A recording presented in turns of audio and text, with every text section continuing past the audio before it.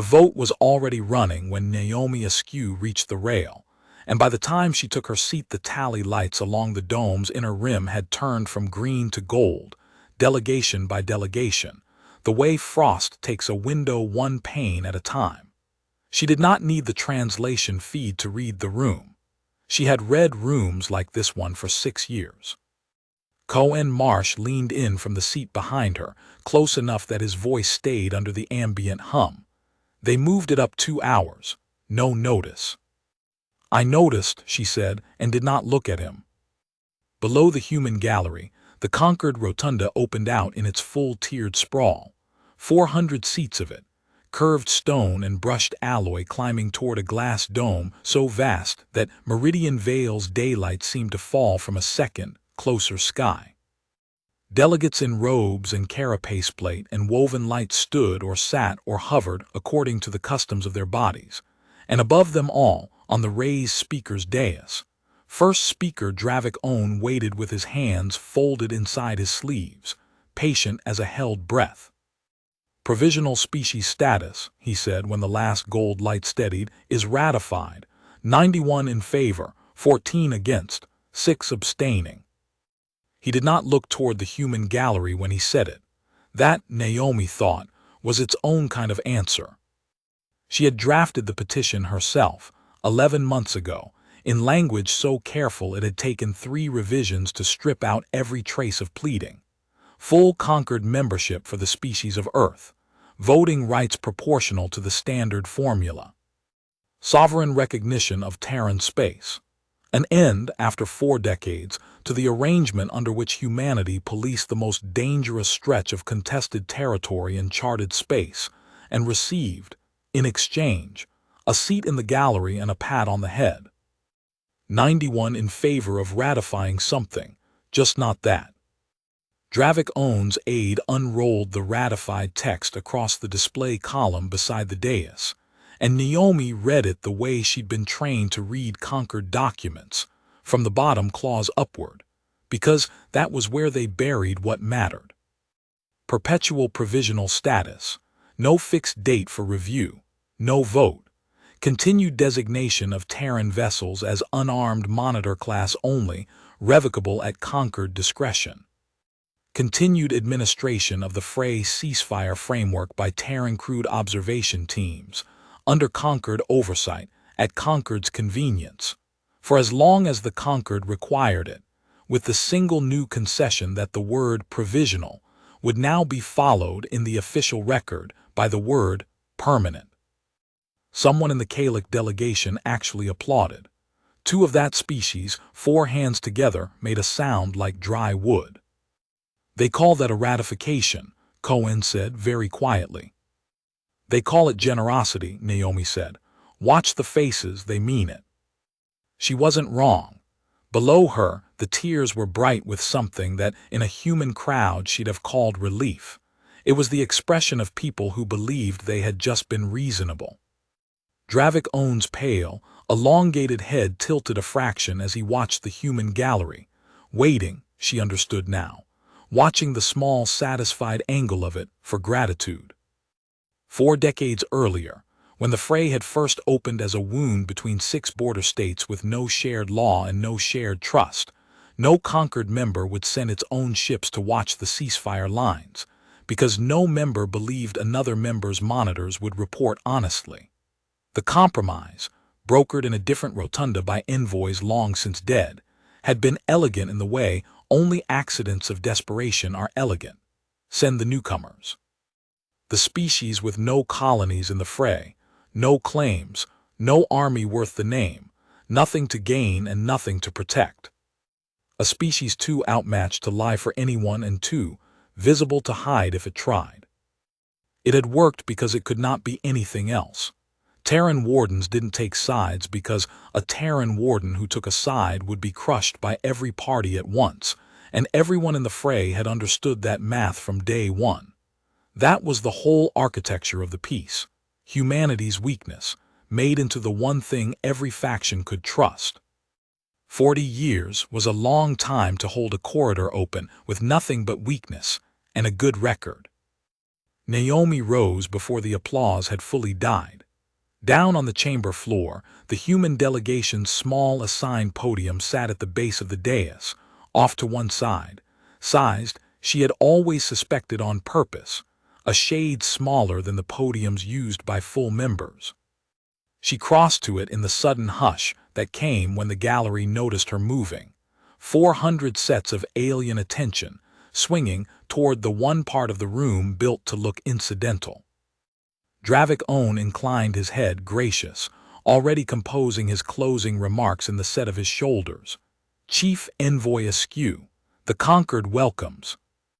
I have a response to the ratification, she said, for the record. A small silence, not a hostile one, not yet, merely the silence of a body accustomed to human responses running 2 sentences and ending in thanks. The Terran Accord does not accept provisional species status, permanent or otherwise, Naomi said. Her voice did not rise. It did not need to. The rotunda's acoustics had been built to carry the smallest true thing all the way to the back tier. The Terran Accord withdraws its petition for conquered membership, effective on this record at this hour. Somewhere above her, the tally boards flickered, unsure what to do with a statement that wasn't a vote. Furthermore, she said, the Terran Accord withdraws Terran personnel from the Frey ceasefire framework, all posts, all stations, effective in 96 hours. Now the silence changed shape. She heard it change. An intake of breath multiplied by hundreds, carapace and cilia and vocal folds not built for the sound and making it anyway. Dravik Own's hands came out of his sleeves, envoy askew. I would ask you to consider. I have considered it for 4 decades, Naomi said. 96 hours. She set the withdrawal instrument on the podium's surface, an actual document printed on actual paper, because the Terran Accord had learned long ago that the Conquered's own archivists distrusted anything that could be edited after the fact, and because paper, in a chamber built entirely of glass and light, said something on its own that she had no interest in explaining. Then she stepped back from the podium and did not wait to be dismissed and walked.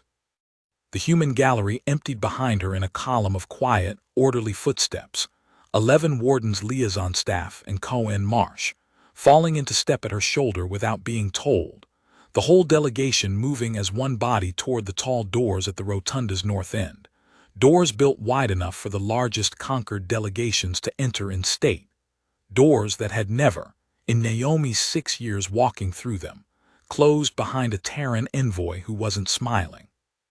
She did not smile now, she did not look back. Behind her, she heard First Speaker Dravik Own's voice trying to reassert the room's order and failing to fully catch, the first time in her memory that had happened, and she let the sound recede the way she let go of every difficult thing, cleanly, without a second look, because a second look was a door left open for someone to argue you back through it. The doors at the north end were already swinging wide from the gate warden's approach. Beyond them, Meridian Vale's daylight fell white and level across the transit concourse, and past the concourse glass, small and precise and utterly deliberate, 3 shapes hung motionless in high orbit against the pale sky, Terran hulls, running lights dimmed to courtesy minimum, exactly where they had been stationed for 11 months while the petition worked its way through committee, exactly where the Terran Accord had put them in case this was how the vote went. Nobody in the rotunda had asked why Earth kept warships in escort range of a diplomatic session.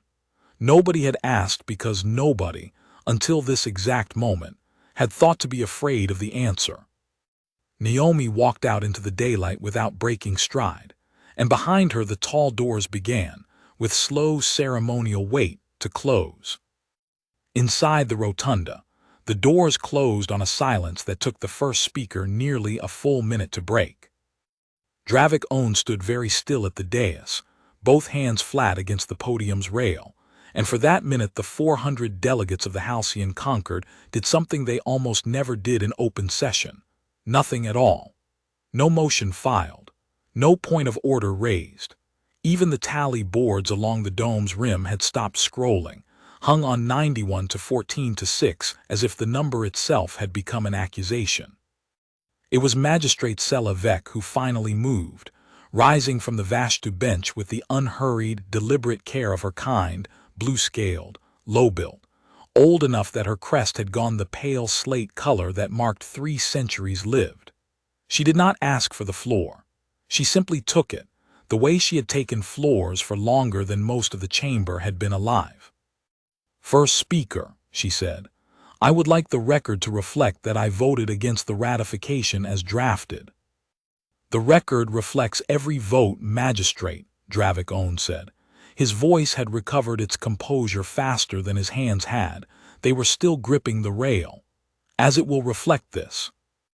"I am aware." Selevek's throat sac pulsed once, the closest her physiology came to a sigh. "I would also like it reflected that I warned this chamber, 11 months ago, that a species does not spend 40 years learning to be believed, and then accept being told it has not yet finished proving itself." "The Terrans agreed to the framework 40 years ago," said a Galactic delegate from the middle tier, all 4 hands raised in the gesture that among his people signified simple, hard fact. "They can hardly claim surprise at its continuation." "They did not agree to a framework," Selevek said. "They agreed to an emergency. We have spent 4 decades quietly deciding the emergency was permanent, and apparently so has the word we just voted into their status." She looked toward the closed north doors, and something in her old, slow face was not quite alarm and not quite respect, but close kin to both. "I do not think they are bluffing, First Speaker." 96 hours is not a withdrawal," said the Galactic delegate. "It is theater, a pressure tactic before the next petition cycle." "Perhaps," Selevek said, "you are welcome to wager your border on it." Nobody answered that. Half the chamber, Dravik among them, still believed, would go on believing for the better part of 2 more days, that no species that had spent 40 years being reasonable would, in the span of a single afternoon, stop. He called the session closed 12 minutes later, and did not look again at the tally boards on his way out. 96 hours in the fray was not a great deal of time. It was, in fact, almost exactly the length of a single warden rotation, long enough for word to travel the relay chain from Meridian Vale to the 6 border stations, long enough for station commanders to run the recall protocol they had drilled for and never once expected to use, not long enough for anyone in the fray who wasn't Terran to fully believe it was happening until the ships were already burning for the jump points. Naomi spent the first 18 of those hours in the transit shuttle back to the relay hub, reading recall confirmations as they came in, 1 border station at a time, the way she'd once read the tally boards changing color. Talvern Strait recalled. Ashvin Reach recalled. Corville Gap recalled. Ilmore Station, the last of the 6, the deepest into contested space, the one Naomi had commanded herself for 2 years before her recall to envoy duty, took longer, because Ilmore's ceasefire line ran directly between the Thren Assembly and the Korvath suzerainty, 2 border states that had been at formal, if quiet, war twice in the last 30 years, and had signed the current truce only because a Terran warden crew had spent 4 months physically anchoring a monitor buoy in the disputed transit lane between their fleets and refusing, politely and repeatedly, to leave. The Ilmore confirmation came through at hour 31. Naomi read it twice. Warden Post 9, Ilmore Station, evacuated as ordered. Ceasefire buoy left in place, unmanned, per standing protocol, automated transponder only, no enforcement authority. She had known that was the protocol. She had written that protocol 4 years ago in the event of exactly this kind of recall, back when it had been a contingency exercise and not a live order. Knowing a thing on paper and reading its confirmation line were, she was learning in real time, 2 very different weights to carry. Cohen Marsh found her still holding the tablet an hour later, in the narrow observation lounge of the relay hub, watching a status map that no longer had any green lights on it at all. Only the flat gray of unmanned posts, and at Ilmore, a single blinking amber marker where the abandoned buoy kept broadcasting its useless, honest signal into a corridor nobody was watching anymore. "You did the math on this 11 months ago," Cohen said. "It wasn't a question." "I did the math 4 years ago," Naomi said. 11 months ago, I just decided I was willing to be right about it.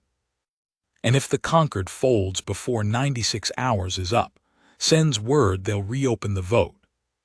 Then we'll have made our point and lost nothing, she said. That's not what's going to happen. How do you know? She looked at the amber marker at Ilmore, still blinking, still patient, still broadcasting a piece that no longer had anyone standing behind it.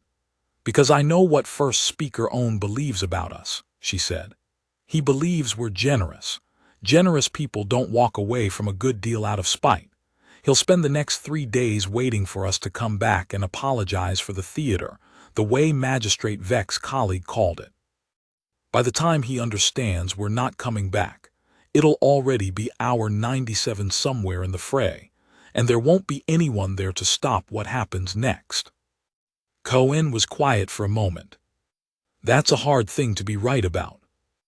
"It's the only kind of thing worth being right about," Naomi said, and did not say anything else, because there was nothing else that needed saying, and because the amber marker at Ilmore had just gone out, not decommissioned, not destroyed, simply gone, the way a light goes when something moves in front of it and doesn't move away again. She logged the timestamp. Hour 34. 62 hours still to run on a countdown that, as far as whatever had just crossed Ilmore's abandoned ceasefire line was concerned, had already ended. First Speaker Dravik Owen spent those same 34 hours in a private office 3 tiers above the rotunda floor, doing exactly what Naomi had told Cohen he would do, though he would not have described it to himself in those terms. He had drafted and discarded 4 separate messages to the Terran relay complex, each one a variation on the same careful diplomatic language, expressing the Concord's continued esteem for its Terran partners and its confidence that the current unfortunate misunderstanding could be resolved through further dialogue, and each one, reread in the cold light of his own private office, had struck him as exactly the kind of generous, reasonable gesture that had produced the ratification in the first place. He did not send any of them. Some instinct he could not fully name, not doubt, not yet, but something adjacent to it, the faint unfamiliar pressure of a certainty beginning, very slightly, to strain, kept his hand from the transmission key each time. His aide, a younger Austrian functionary named Verrill, who had served the First Speaker's office through 2 previous administrations, found him still at the desk past the local midnight hour, the 4 discarded drafts still open on the display before him.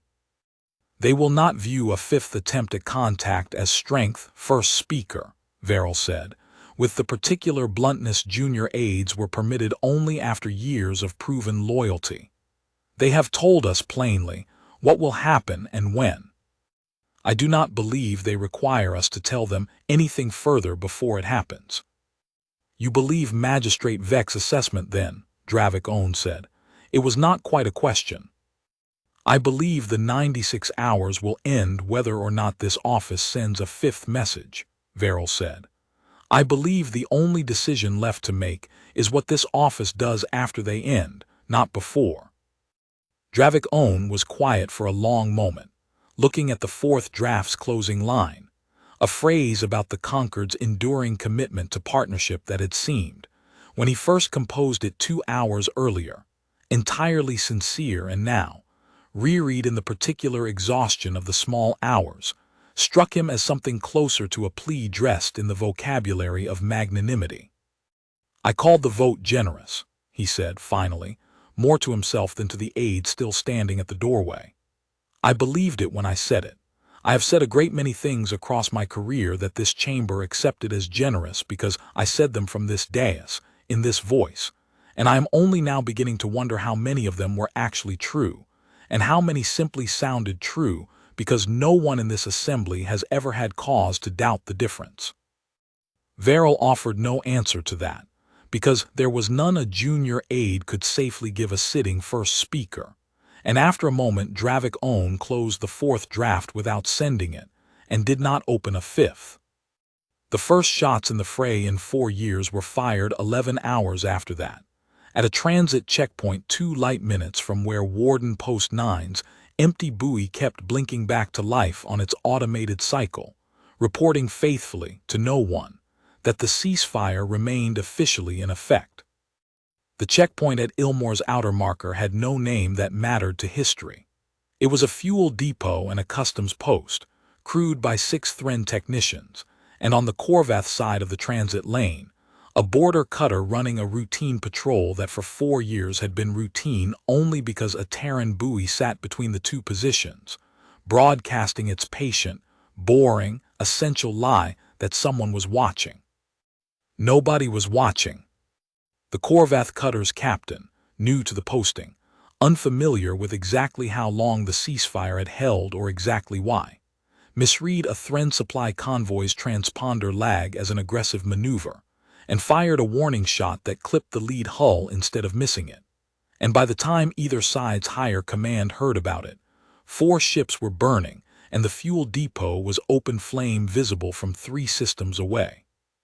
The Thren Assembly declared the ceasefire framework void within 6 hours, citing unprovoked aggression. The Korvath suzerainty declared it void within 8, citing the same, in reverse. Both declarations, as a matter of formal Concord procedure, were filed with the Halcyon Concord's Office of Border Adjudication, which was required by charter to acknowledge receipt within 1 standard day. The acknowledgement went out on schedule, nothing else did. By the time the acknowledgement reached the Thren Assembly's capital, the Korvath had already moved a strike wing through the undefended Corval Gap.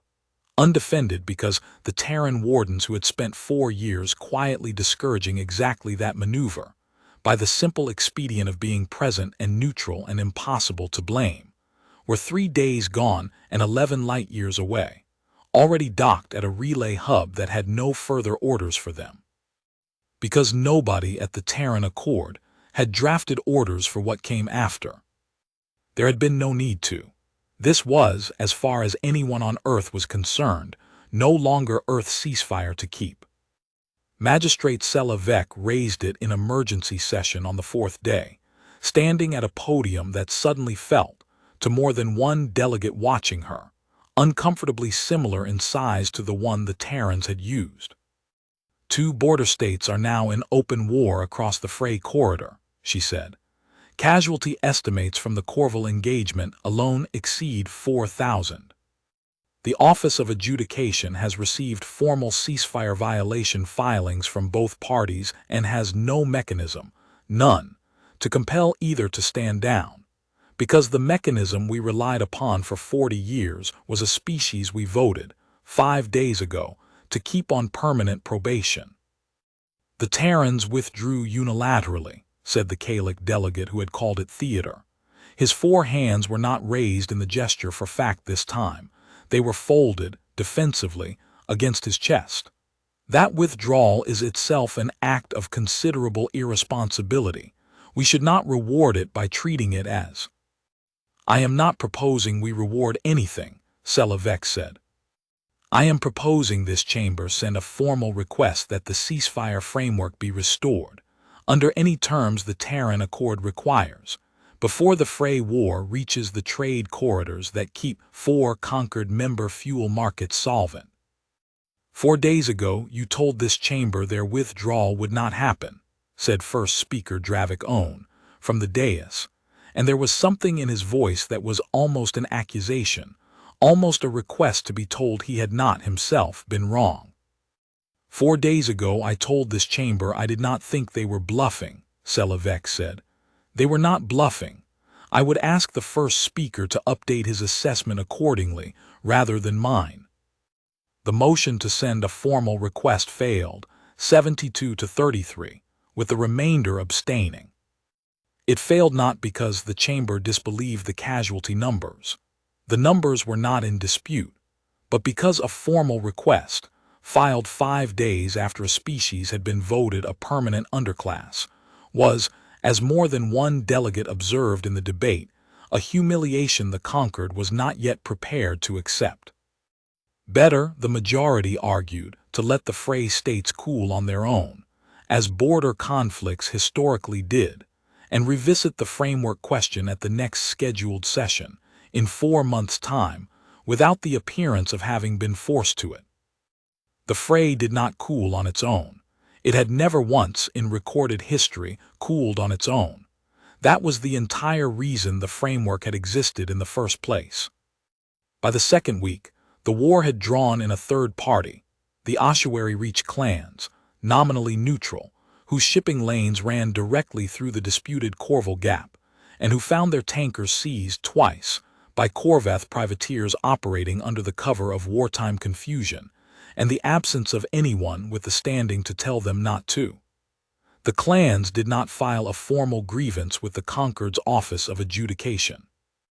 They armed their convoys and began escorting them personally, which solved their immediate problem and multiplied everyone else's, because armed convoys moving through a war zone were, from either belligerent censor logs, indistinguishable from reinforcements.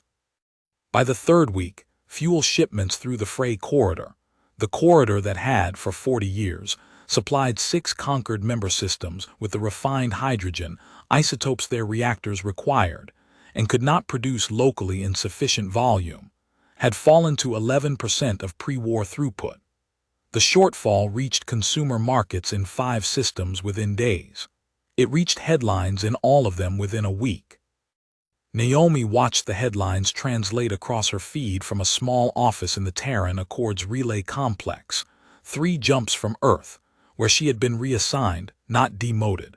Nobody used that word, but reassigned to a watching brief with no active portfolio, because there was, for the moment, nothing left in the Frey for a chief envoy to be chief envoy of.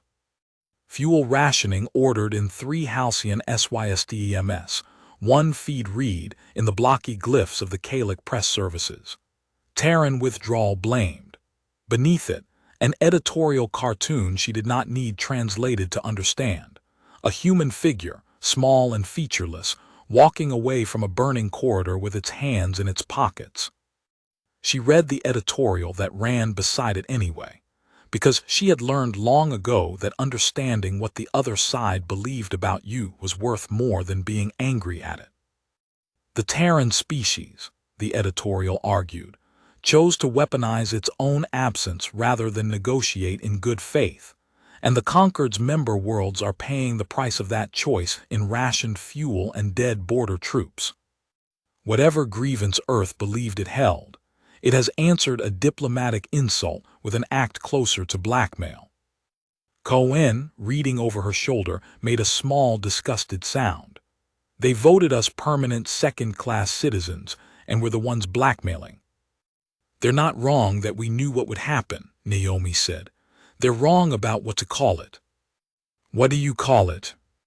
She thought about it for a moment, honestly, the way she tried to think about everything the Conquered's press said about Earth, because reflexive defensiveness was a habit that cost more in the long run than it saved. Consequence, she said finally. We didn't do anything to the Frey. We stopped doing something for it. Those aren't the same thing, no matter how badly they want them to be. Try telling that to the 4,000 dead at Corval. I'm not going to tell them anything, Naomi said. I'm not in the Frey anymore. Neither is anyone from Earth. That's rather the point. They're all in the process of learning. It was, in the 4th week, a Thren hospital ship, unarmed, marked, running a transponder code that under the old ceasefire framework would have guaranteed its safe passage through any contested lane in the corridor, that finally moved the number from an abstraction into something the Conquered's home systems could not look away from. It was struck by a Corvette long-range battery, whose gunnery officer would later swear, in the resulting inquiry, that no ceasefire framework had been in force in that sector for 11 days, and that unmarked, Unmonitored traffic in a war zone was, under wartime rules of engagement, presumed hostile until proven otherwise. 211 wounded aboard, 63 medical staff. The transponder code that would have made all of it unnecessary was a Concord registry number, filed and current, that simply had no Terran warden left anywhere in the fray to confirm it against a human witness's word. Because that confirmation, everyone now remembered with the particular clarity of people realizing too late what they had thrown away, had been the entire service the wardens provided. Not force, not weapons. A voice nobody had any reason to doubt, standing in the middle of the lane, saying this ship is what it claims to be and being believed because it had never once in 40 years lied. The hospital ship's name was broadcast across every Concord news feed within hours. So, within days, was a new phrase, coined by a Vashtu commentator and picked up so quickly it appeared in 6 languages by the end of the week. A phrase that did not blame the Terrans, for the first time since the vote, but blamed the vote itself. We taught them we didn't need them, the commentator wrote. Then we found out how much we did. The phrase reached the streets of 6 Concord homeworlds faster than any of the Assembly's own official communications, stenciled onto placards, chanted outside fuel ration distribution centers, painted across the transit hub walls of cities that had never once, in living memory, staged a demonstration touching a matter as procedurally obscure as a border monitoring framework. On Galactic Prime, where the fuel shortage had reached its sharpest edge, 4-armed crowds queuing before dawn outside municipal reactors that could no longer guarantee a full ration cycle. A demonstration outside the planetary governor's residence drew, by the local constabulary's own conservative count, upward of 60,000 people, chanting a single demand in a rhythm the news drones captured and replayed across every Concord feed within hours. Bring back the wardens.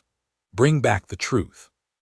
The Galactic delegate who had once called the Terran Withdrawal Theater found himself, 3 days later, standing before a hostile session of his own homeworld's planetary council, attempting to explain a vote he had cast 11 weeks earlier in a chamber 4 jumps, and in the council's own furious estimation, an entire moral universe away from the fuel lines, his constituents now stood in before dawn.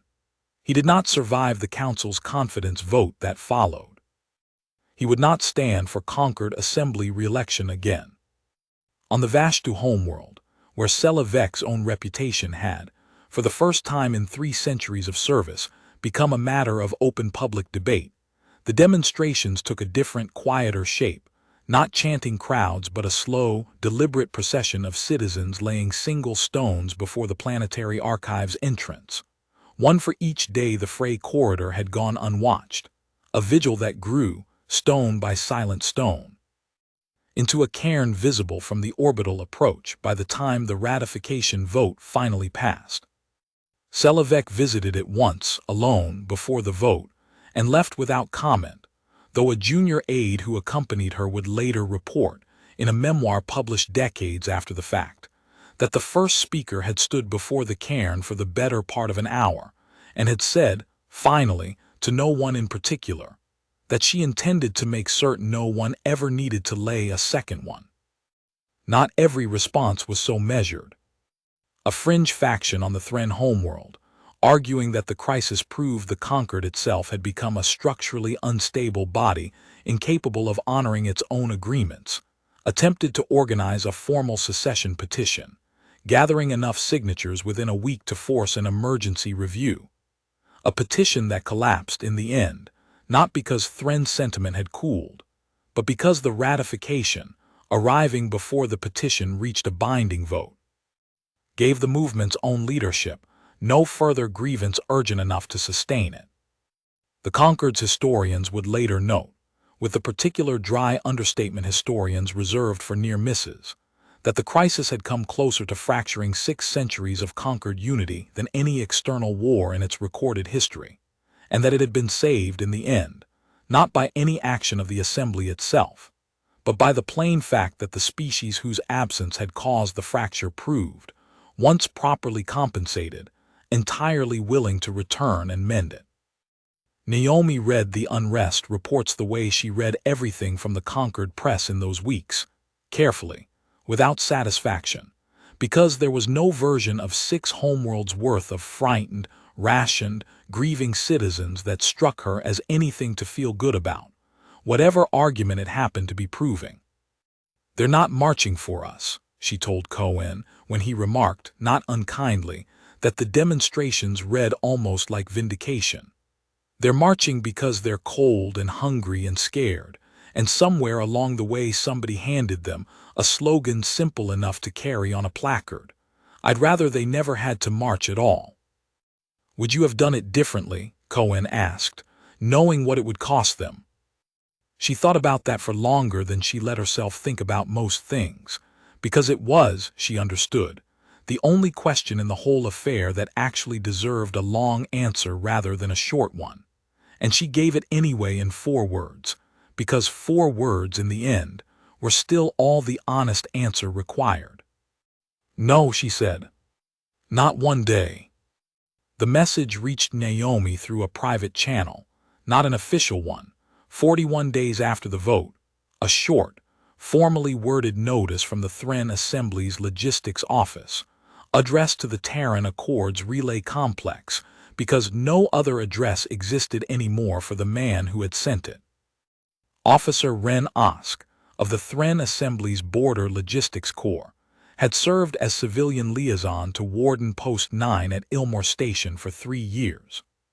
He had shared meals with Naomi's crew, taught 2 of her junior wardens the 17 dialectal variants of Thren Maritime Signal Code, and stood beside her, once for 4 months, anchoring a monitor buoy in a transit lane that both the Thren and Corvath high commands had wanted gone and neither, in the end, had dared to remove by force while a human was standing next to it.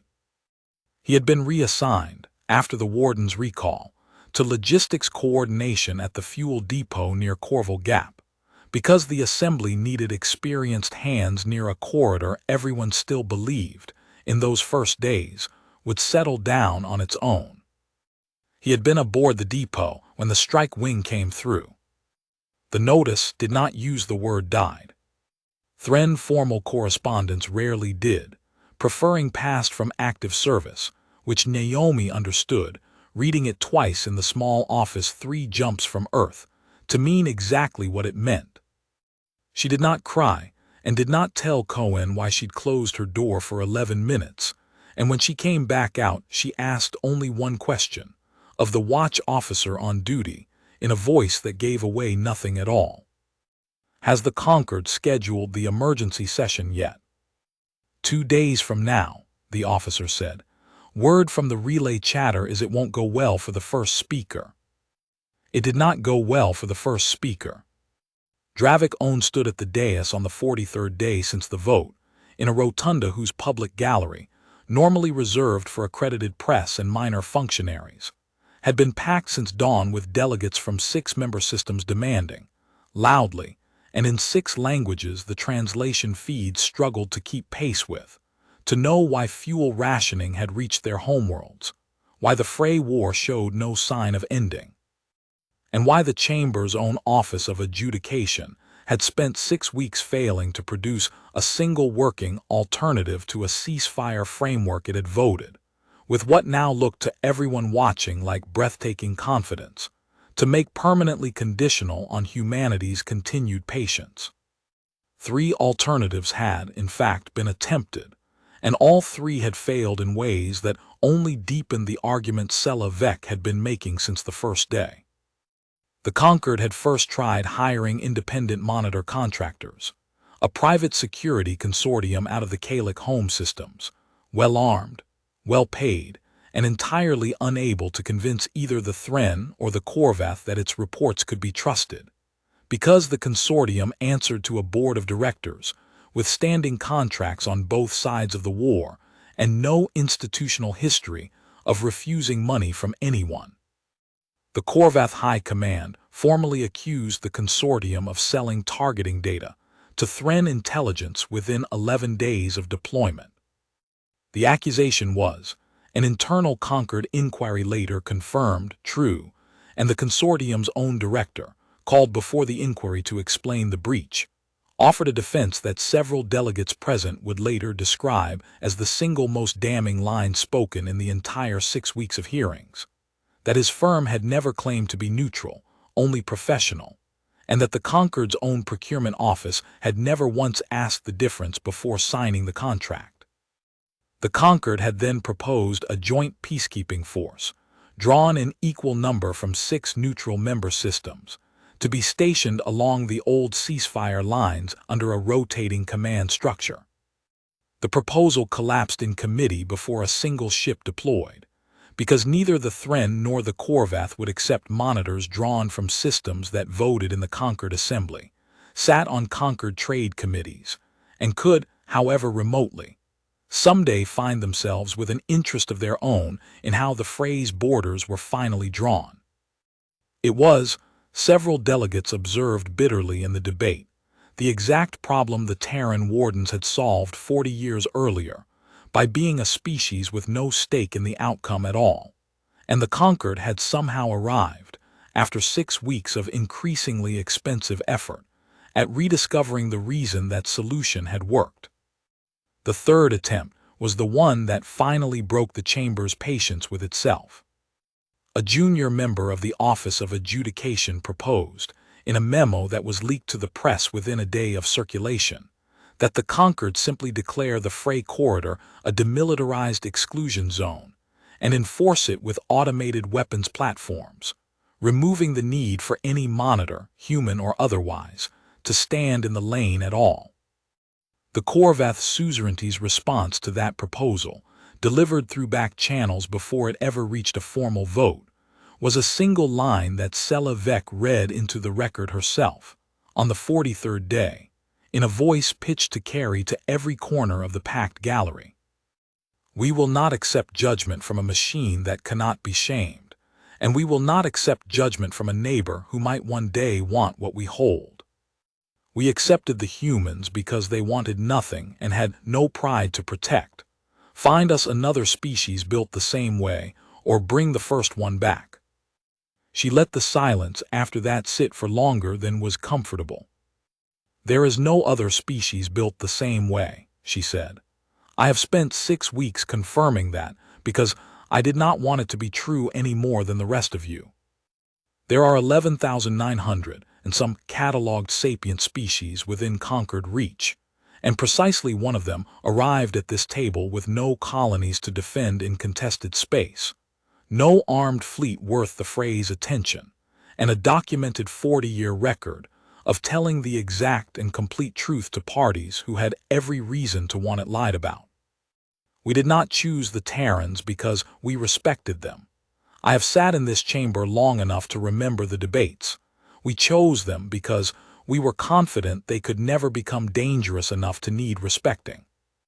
That confidence is currently costing this chamber 4,000 lives, 211 wounded aboard a hospital ship, and a fuel shortage in 5 systems that I am told, by my own staff, is now killing people through cold and hunger who have never heard the word Frey in their lives."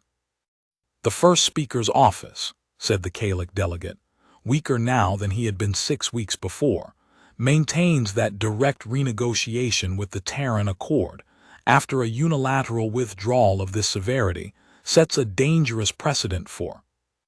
"The first speaker's office," Sela Vek said, "has had 6 weeks to propose an alternative precedent, and has instead produced a mercenary scandal, a collapsed peacekeeping proposal, and a demilitarization plan that the Corvath suzerainty has just informed this chamber, in terms I am obligated to read verbatim into the record if pressed. They would sooner die than accept from a machine.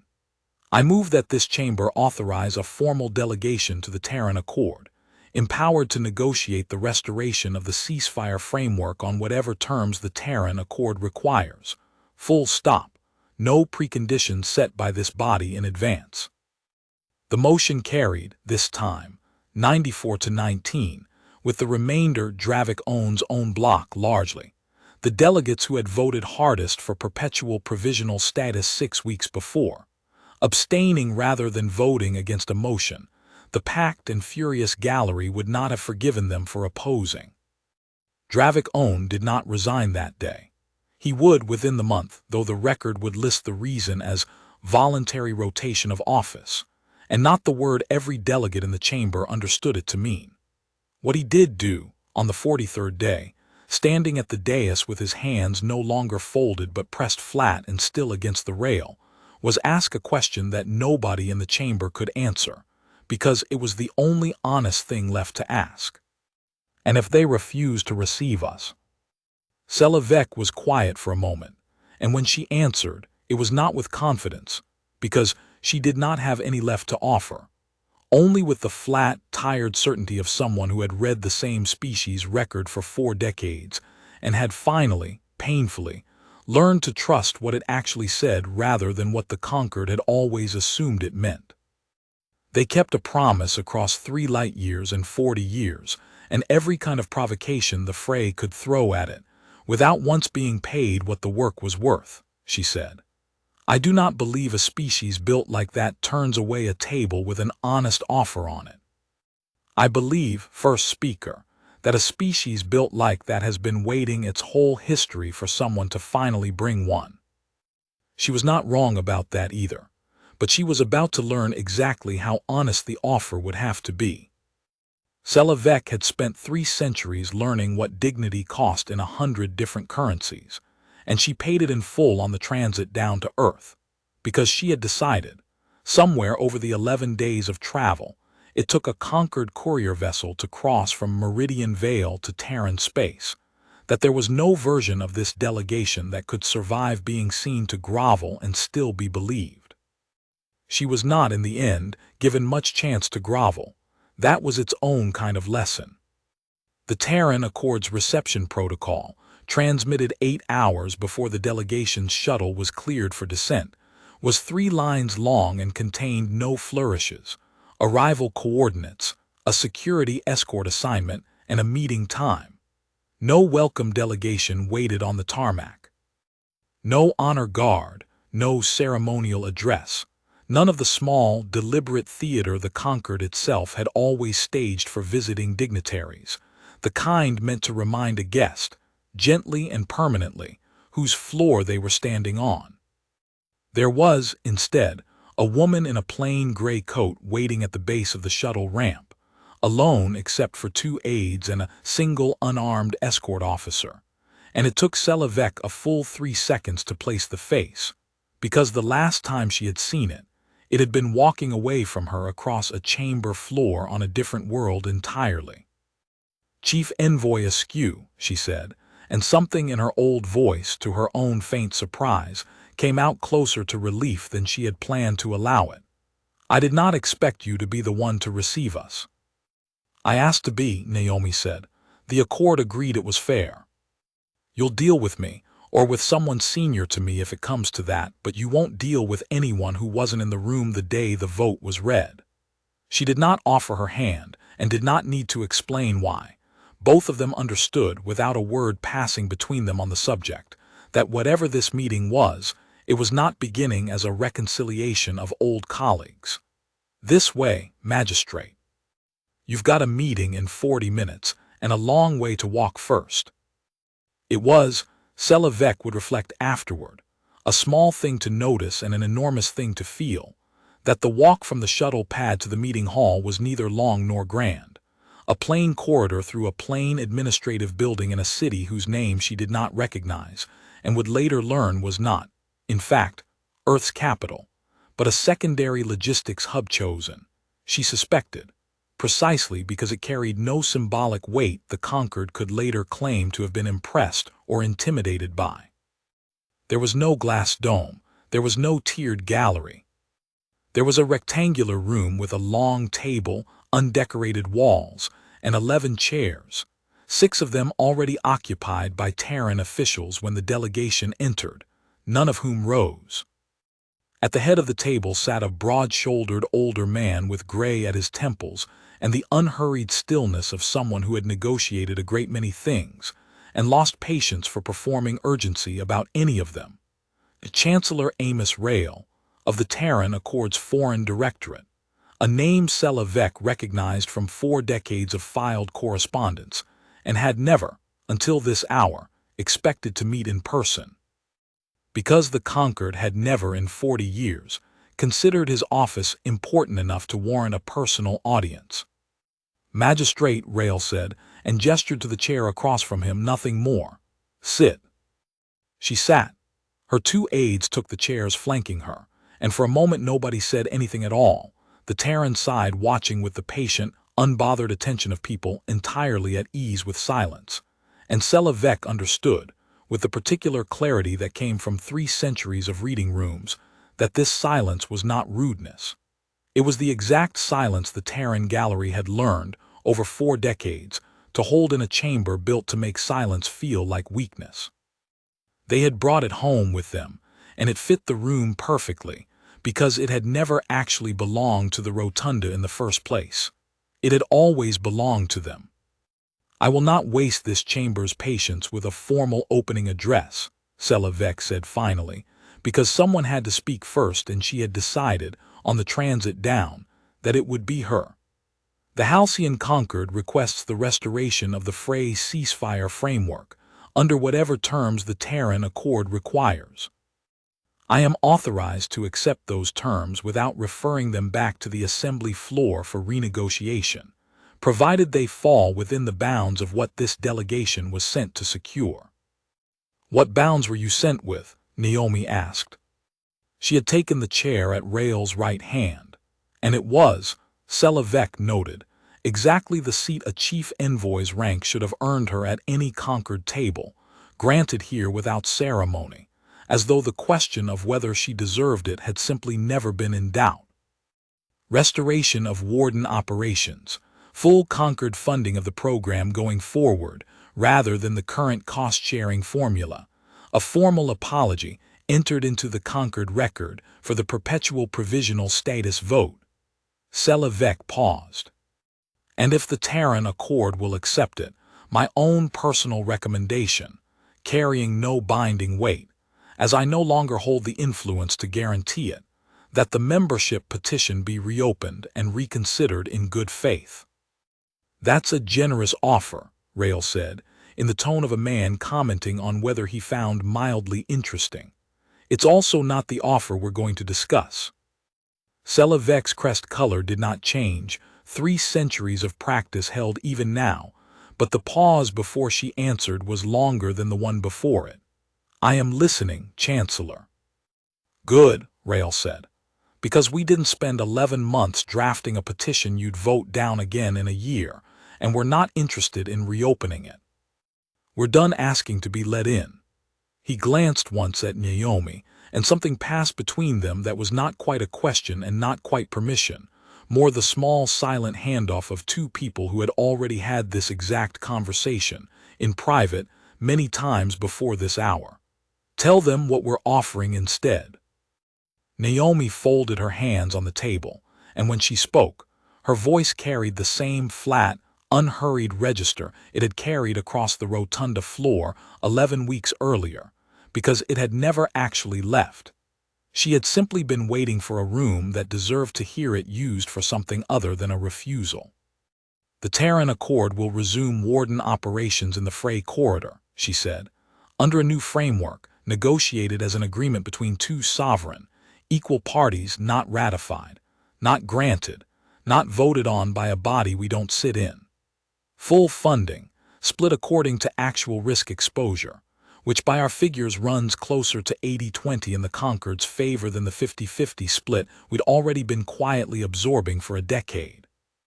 A standing seat for a Terran observer on the Office of Adjudication, with full voting rights on any matter touching the Frey, effective immediately, no probationary period, no review clause. And a formal, written acknowledgement, not an apology, an acknowledgement because we're not interested in performances of contrition, that the Warden's neutrality was never a favor the Conquered extended to us. It was a service we extended to you, and it was never once in 40 years free." Selavec sat very still. Beside her, One of her aides had gone rigid in the particular way of someone doing rapid internal arithmetic on political survival. "That is considerably more than membership status would have cost the assembly," the aide said quietly, in Vashtu, apparently under the impression the humans present had no translation running, or did not care if they did. "It's considerably less than 4,000 dead at Corval cost the assembly," Naomi said, in perfectly serviceable Vashtu, and did not look up from the table when the aide's crest flushed pale with the particular mortification of being caught. "I'd take the trade." Rail let the silence stretch a moment longer before he spoke again, and when he did, it was not to press the point further, only to close it. "Those are the terms, magistrate. We're not going to argue you into them, and we're not going to soften them because you came a long way to hear them. You can take them back to your assembly, or you can accept them today, on the authority you say you carry. Either way, the Frey corridor stays dark until someone says yes, and every day it stays dark is a day your assembly gets to explain to 6-member systems why the fuel rationing hasn't ended." Selavek looked for a long moment, not at Rael and not at Naomi, but at the plain, undecorated wall behind them, as though searching it for some trace of the theater she had expected and not found, the dome, the tiers, the small, deliberate architecture of being made to feel like a supplicant in someone else's house. There was none of it here. There had never needed to be. The Terrans had learned, somewhere in the long, grinding patience of 40 years, spent being polite in someone else's rotunda, that real leverage did not require a stage at all. "I have the authority," she said finally. "I accept the terms as stated pending formal ratification by the Assembly, which I will secure within the week or resign my seat in the attempt." She drew a breath, and for the first time since the shuttle ramp, something in her old, careful composure cracked, not into weakness, but into something closer to honesty than diplomacy usually allowed. "For what it may be worth to this table, Chancellor, I argued for the membership petition to be granted before the vote. I was one of 14. I have spent 11 weeks wondering what this chamber would look like if there had been 15 of us, and I no longer believe it would have mattered. I believe this chamber needed to lose something before it could understand what it had never bothered to value. I am sorry that the something was 4,000 of our own people and 200 of yours, and I would like that, too, entered into whatever record either of our governments keeps of this day." Naomi was quiet for a moment, and when she answered, it was without the flat procedural edge she had carried through the rest of the meeting. Not warmth, exactly, but something adjacent to it, the particular respect one exhausted professional affords another across a table neither of them had wanted to sit at. "It's entered," she said. "For what it's worth, magistrate, I don't think anyone at this table believes the conquered could have understood the cost of losing us without actually losing us. That's not an excuse for the vote. It's just the truth, and you came a long way to hear one of those spoken plainly, so you may as well have it." She rose, signaling, without needing to say so, that the meeting had reached its end. "The wardens redeploy the day your assembly ratifies, not before. We've learned that lesson too."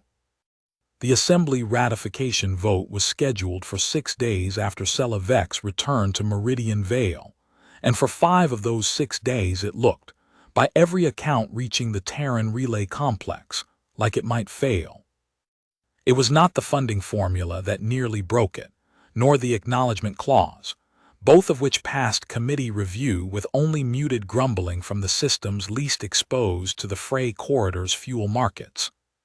It was the standing seat on the Office of Adjudication, full voting rights, no probationary period, that a hardline block of 19 delegates, most of them survivors of the original 91 who had voted for perpetual provisional status 6 weeks before, dug in against with the particular stubbornness of people who understood, correctly, that ratifying it would mean admitting in the most permanent and structural way possible that they had been wrong.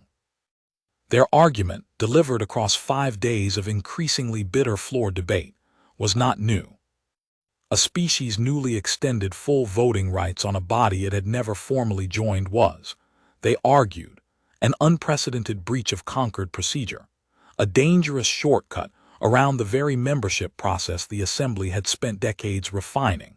And a decision that would set every unaligned species in Concord-adjacent space clamoring for the same shortcut the moment they, too, learned to withhold something the Concord needed badly enough. They are not wrong that it is unprecedented, Selavec told the chamber. On the sixth day, standing once more at the dais she had occupied so often in the preceding weeks that the rotunda's staff had stopped bothering to check her credentials at the door. I would ask this chamber to consider why. We built our entire membership process around the assumption that any species desperate enough to want a seat at this table could be made to wait for it, negotiate for it, prove itself worthy of it across years of patient supplication, because every species we had ever encountered wanted something from us badly enough to accept those terms.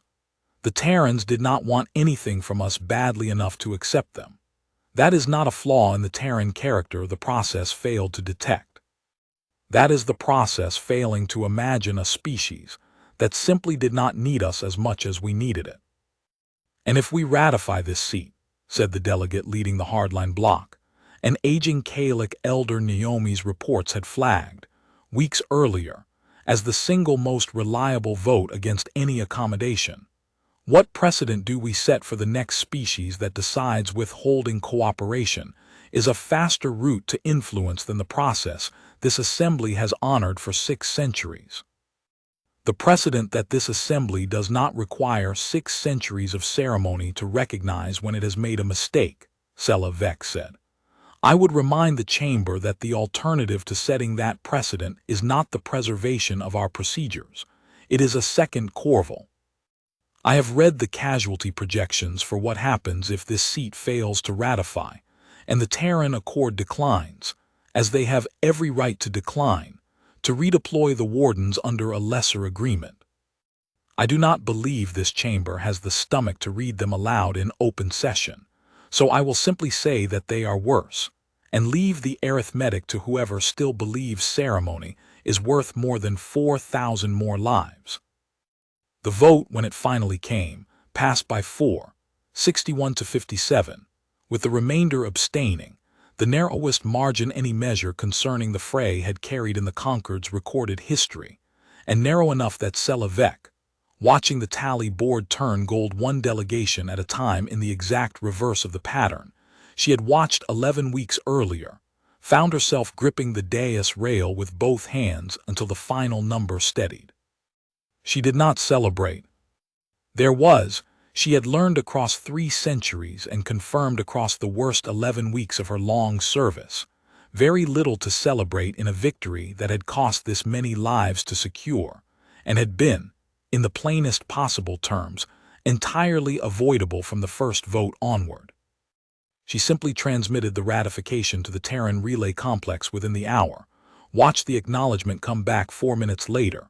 A single line, no ceremony, exactly the register the Terrans had used for everything since the day of the walkout, and allowed herself, for the first time in 11 weeks, to sit down in an empty chamber and feel, briefly and privately, the specific exhaustion of a species that had finally stopped arguing with a lesson it should never have needed taught to it at all.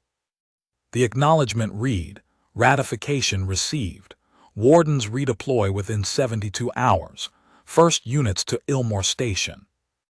Ilmore Station, first speaker Dravik Own observed when the notice crossed his own desk 2 hours later, in what would be one of the last acts of an office he would formally vacate within the month, was not the closest post to redeploy, nor the least damaged by 11 weeks of war. It was, by every operational logic, the hardest one to reach first, and the last one any rational recovery plan would have prioritized. He understood, reading it a second time, exactly why the Terran Accord had chosen it anyway. Naomi requested command of the Ilmore redeployment herself, and the Terran Accord, after a conversation with Chancellor Rail that lasted exactly as long as it took her to make the request and him to say yes, did not argue with her about it.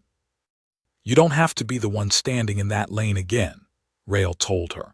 The night before the Warden transport left the relay hub, in the plain, unhurried tone he used for things that mattered more than his voice let on.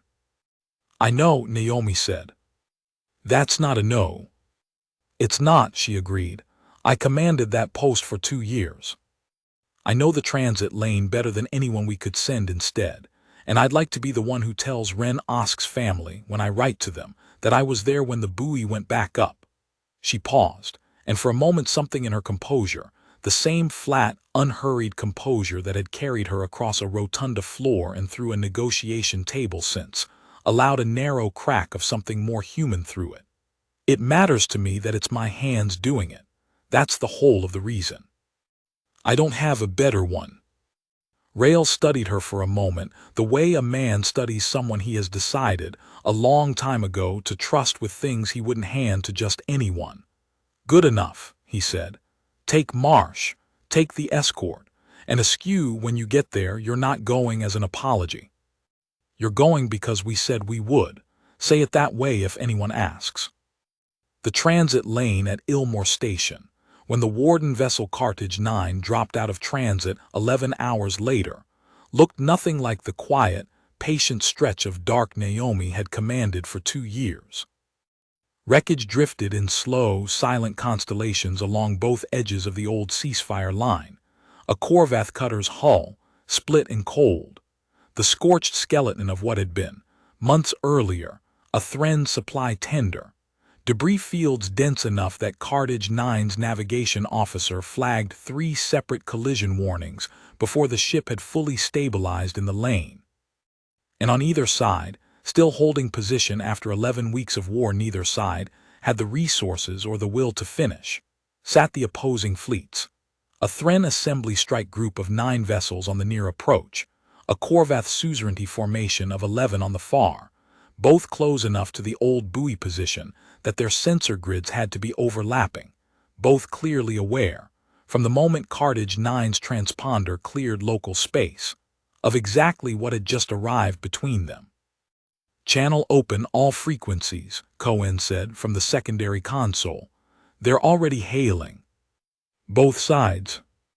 "Let them wait," Naomi said, and did not raise her voice and did not hurry, because hurrying was the one thing the fray had never once seen a Warden do, and she had no intention of teaching it a new lesson on her first day back.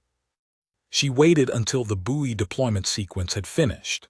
The same model, the same transponder code, refitted and reloaded from the same production run that had sat unmanned and blinking for 11 weeks while the war it had once prevented burned around it, and only then opened the channel herself. "Thren Strike Group Corvath Formation," she said. "This is Chief Envoy Askew, Terran Accord commanding Warden Post 9, redeployed to this position under the ratified Fray ceasefire framework as of 0600, effective for all parties operating in this sector. The buoy is live. I am standing in the lane. State your intentions." The Corvath formation answered first, a clipped, wary voice that Naomi recognized, from the operational logs she'd studied on the transit out, as belonging to the same gunnery commander whose battery had struck the hospital ship 11 weeks earlier, reassigned. In the chaos of a war with no functioning command structure left to properly discipline anyone, to formation command almost by default, because there had been no one senior enough left alive in that sector to replace him. "Warden Post 9 has no standing to command this formation's intentions," the voice said. "This sector has operated under wartime rules of engagement for 11 weeks. We do not recognize a unilateral ceasefire declaration from a party that abandoned this corridor without warning and has no authority to simply. You recognized this exact ceasefire framework for 4 years before that," Naomi said, "under this exact buoy, commanded from this exact post. The framework was ratified by the Halcyon Concord Assembly 6 days ago, by the Thren Assembly's own signature 4 days ago, and by the Corvath suzerainty's signature 2 days ago. I have the filing timestamp in front of me, Commander, and I suspect you do too, because your formation is still sitting at this exact position instead of pressing the advantage your gunnery has against a Thren group that outnumbers you by 2 hulls. You know the framework is live. You are asking me a different question. A long silence on the channel. Behind her, Cohen's hands had gone very still over his console. "What question is that?" the Corvette commander said finally, and something in his voice had shifted, not surrender, not yet, but the particular caution of a man who suspected he was about to be told something he did not want to hear and could not afford not to.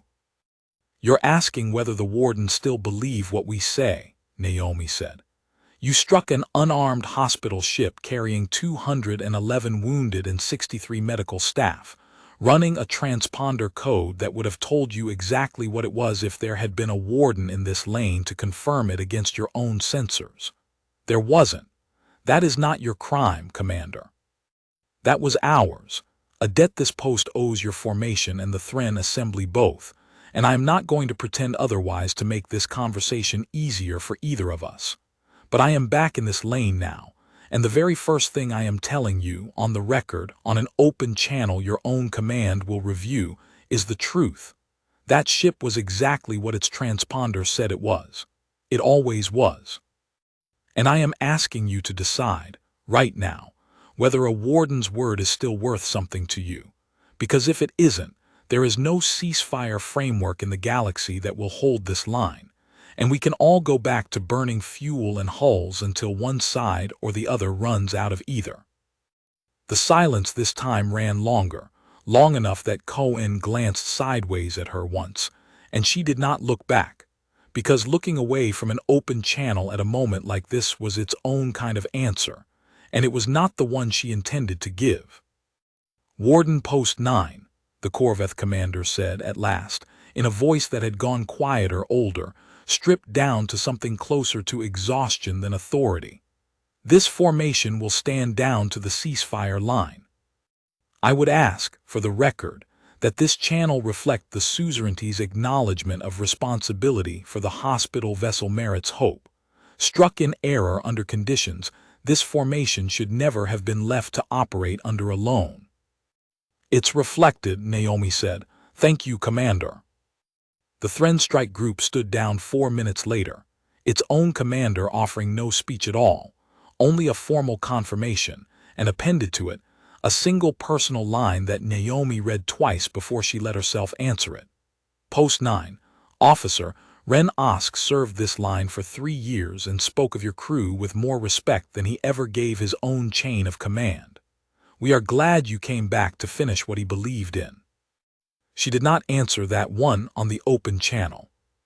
She logged it privately in the same file where she kept the notice of his death, and let it sit there, unresolved and unshareable, because grief, like every other true thing the wardens carried, was not for broadcast. Cartage 9 held position in the lane for 6 hours, until both fleets had withdrawn to their formal peacetime stations, and the debris clearance tenders, Thren and Corvette vessels working, for the first time in 11 weeks, within visual range of each other without weapons charged, had begun the slow, unglamorous work of hauling wreckage out of a transit lane that had, as of that morning, officially returned to being nothing more than a boring, well-monitored stretch of dark. It was Cohen, watching the tenders work from the observation deck, who finally said what neither of them had said since the transport left the relay hub. "He'd have liked that," he said. "Ren, both sides working the same wreck without anybody shooting." "He'd have made a joke about it," Naomi said. "Something about how it only took a war and 200 dead to get a Corvette and a Thren crew to share a tow cable." She watched the tenders a moment longer, the small, patient, unglamorous machinery of a piece being rebuilt one recovered hull section at a time, and allowed herself, briefly, the same narrow crack in her composure she'd shown Rail the night before. "I keep thinking I should feel like this was a victory." "Isn't it?" "It's a repair," she said. "A victory would have been 40 years without anyone ever needing to learn the price of it the hard way. We don't get that version. We got this one." She straightened and the crack closed, the way it always did, cleanly without a second look, because there was still work in front of her, and grief, in her experience, had never once made work go faster. "Log the sector status. Post 9 is active.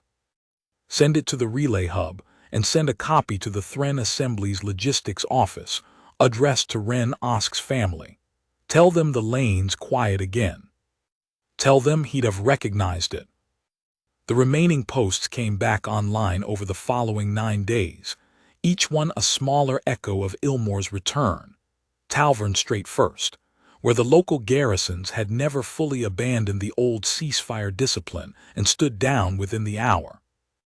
Ashvin reached next, where a Kalic trade convoy had to be turned back from a disputed lane by nothing more than a warden captain's flat, repeated insistence that the lane was closed until the buoy finished its diagnostic cycle, an insistence the convoy's captain grumbled about and obeyed anyway, because 11 weeks of war had taught even the most impatient traders exactly what happened when nobody was there to say no and be believed. Corval Gap took the longest, 4 full days, not because either belligerent resisted the framework's return, but because the fighting there had gone on longest and left the most wreckage to clear before any transponder, human or otherwise, could reliably track a hull through the debris field without triggering another accident by simple accumulated clutter. Naomi did not command the Corval redeployment herself. She sent a junior warden captain, a woman 4 years into her first field command, with instructions that amounted to almost nothing beyond do what the training says and trust it, because the whole and entire point of the wardens, she had come to understand across 11 weeks of watching what their absence cost, was never any single officer's individual composure. It was a discipline, trained into a core, reliable precisely because it did not depend on any one person being exceptional. It only required everyone to hold the same line, the same way, every time, for as long as anyone needed it held. The fuel shipments through the Frey corridor climbed back past 60% of pre-war volume within 2 weeks of the last post reactivation, and past 90% by the end of the month, and the rationing orders in the 5 affected conquered systems lifted, one by one, in a sequence of small, unremarkable administrative notices that generated almost no press coverage at all, because a crisis quietly solved has never once, in any species recorded history, made as loud a headline as a crisis loudly begun. First Speaker Dravik owns formal departure from office generated rather more coverage, though considerably less than his supporters would have liked and considerably more than he, standing at the same dais one final time, seemed willing to endure with any grace. The office of First Speaker, he said, in a closing address that ran 4 minutes and that every Concord news feed would later excerpt down to its final 11 seconds, was never intended to bear sole responsibility for a chamber's collective judgment. I would ask this assembly to remember, in whatever account of these months it eventually settles on, that 91 delegates voted for the measure that began this crisis, and that I was merely the one whose voice read the tally aloud. He paused, and for a moment something in his long, pale face, elongated and unreadable to most human observers but perfectly legible to Selavec, seated in the front tier, betrayed something closer to genuine regret than any statement he had made in the preceding months. I believed, when I called that vote ratified, that I was being generous. I have spent 4 months learning what the difference is between generosity and the simple failure to imagine that someone might not need what you believe you are offering them. I do not know that I have fully learned it yet. I suspect that lesson takes longer than 4 months for a species that has held power long enough to forget what it feels like not to. He stepped down from the dais without waiting for a response, and the chamber, for once, did not offer him applause or censure either. Only the same stunned, uncertain silence it had offered Naomi's flat rejection, months before, the sound of a room that had not yet decided what it believed about the thing it had just watched happen. Selavec was seated as acting first speaker within the week, a promotion nobody in the chamber pretended was anything but an acknowledgement of who had been right, and who had spent 11 weeks proving it in a role that carried none of the formal authority the position finally granted her. She accepted the office with the same unhurried, weary composure she had carried through the entire crisis, and the first substantive motion she brought before the Assembly in her new capacity was not a celebration of the restored ceasefire, nor a formal note of gratitude to the Terran Accord, though both would eventually be entered into the record in the ordinary course of business. It was a motion to schedule, at the earliest date the Terran Accord would accept, a formal ceremony to seat Earth's new standing representative on the Office of Adjudication. The seat won not through 40 years of patient waiting, and not through a vote of the body that had, for 4 decades, decided what humanity was and wasn't yet entitled to, but through a negotiation between equals, conducted at a plain table in a room with no dome and no tears and no ceremony at all. Because it had never needed any. The motion passed unanimously. Even the 19 delegates of the old hardline bloc voted for it, though several would later privately admit, in correspondence that surfaced only years afterward in a historian's account of the crisis, that they had done so less from conviction than from the plain political impossibility, in the wake of Corville and Merritt's hope, of being recorded voting otherwise. It was, in its own quiet way, exactly the kind of victory Naomi had told Cohen, months earlier, that she did not entirely know how to feel about. Not a triumph. A repair necessary, overdue, and paid for in a currency nobody involved would ever consider cheap. The request came through the relay hub 6 weeks after Corville Gap's last debris tender finished its work, and it did not come from anywhere near the fray at all. Naomi read it twice before she carried it to Cohen's office, because the first reading had seemed, to her own considerable surprise, almost too straightforward to be real. The Mendril Compact and the Elith Combine, 2 conquered member states with no border on the fray, no history of Terran contact beyond the occasional trade convoy passing through Terran-monitored space, and no formal relationship with the Wardens at all, had spent 3 years locked in an escalating dispute over the mineral rights to a rich but structurally unstable asteroid formation known locally as the Carcent Belt, a dispute that had already produced 2 minor armed confrontations and, by the estimate of the Concord's own Office of Adjudication, stood a worse-than-even chance of becoming the Corridor's second open war within the year.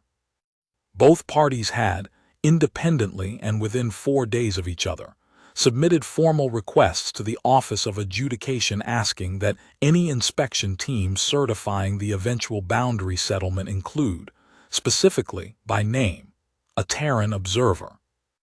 "They've never worked with us," Cohen said, reading the request over her shoulder for the second time, as though rereading it might change what it said.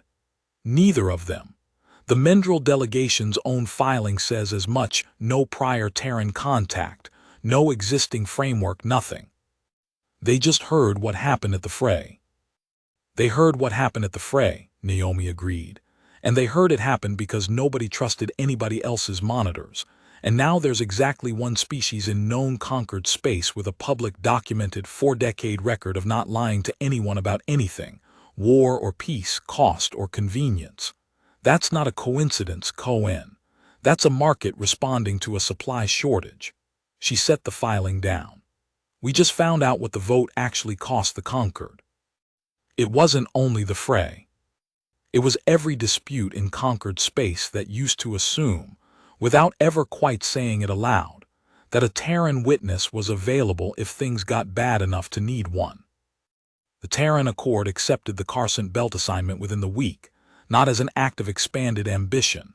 Naomi's own report to Rail was careful to frame it that way, because she had learned across the fray crisis exactly how quickly ambition curdled into the kind of overreach that eventually needed its own reckoning, but as a straightforward extension of the same discipline the Wardens had always practiced. Go where you're asked. Say only what's true. Take nothing you weren't offered in exchange for it. She sent a 2-officer team, junior enough that neither had served in the fray and old enough in Warden discipline to have earned the posting anyway, and she briefed them herself, in terms so short Cohen commented afterward that it sounded less like an operational order, and more like a single sentence repeated in 3 different phrasings. "You have no stake in this dispute," she told them. "You will be offered one before this is finished by someone who has decided that owning a warden's judgment would be cheaper than earning it honestly. When that happens, and it will happen, you say no once plainly, and you do not explain yourself afterward. That's the whole of the job. Everything else is just patience."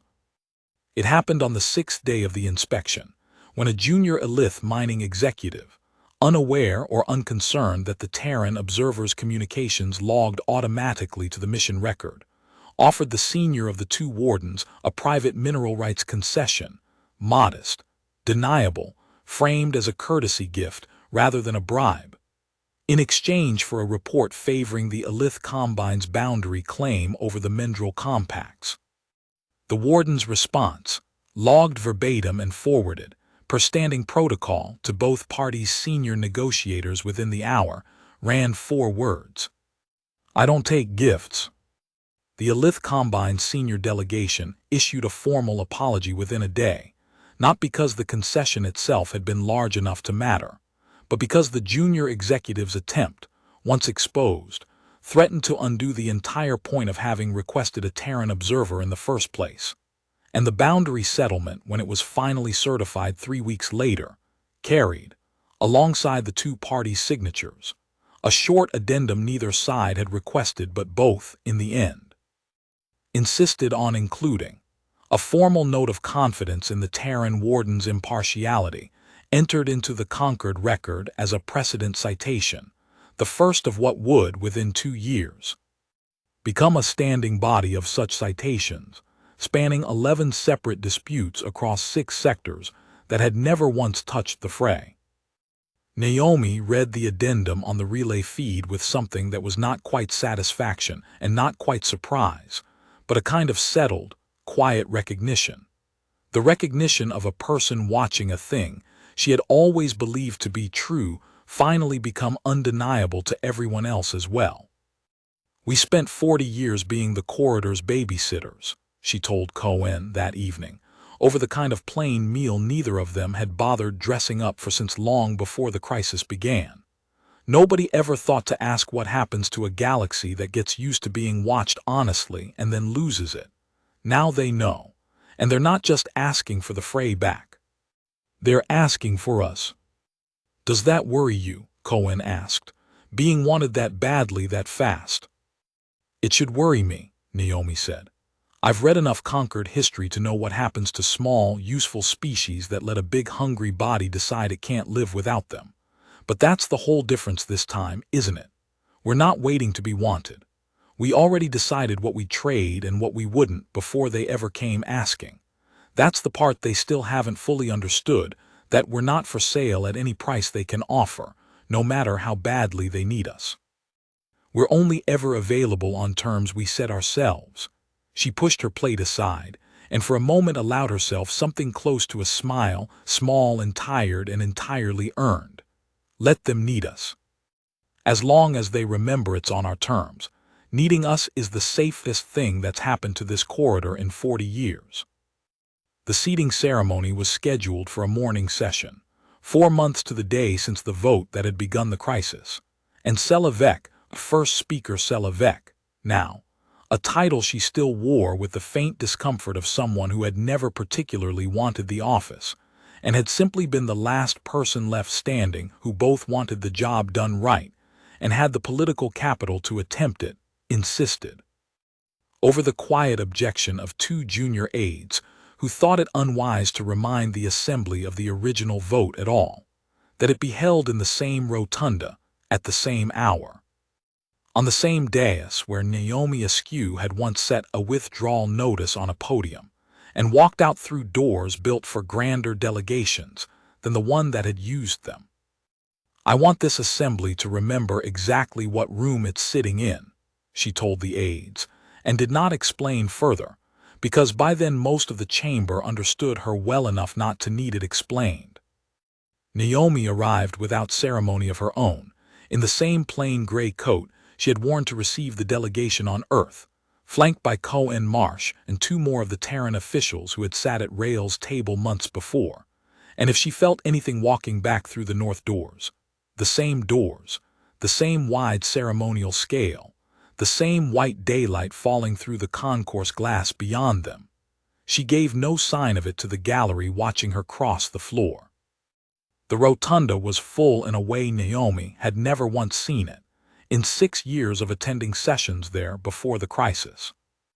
Every tier occupied, every delegation present, the translation feeds running in a low continuous murmur across 400 seats, and above it all the great glass dome caught the morning light of Meridian Vale and scattered it down across the chamber in long warm columns, the way it always had, the way it had on the day of the vote, the day the whole architecture of the room had been built, deliberately, to make daylight itself feel like an argument for the conquered's own generosity.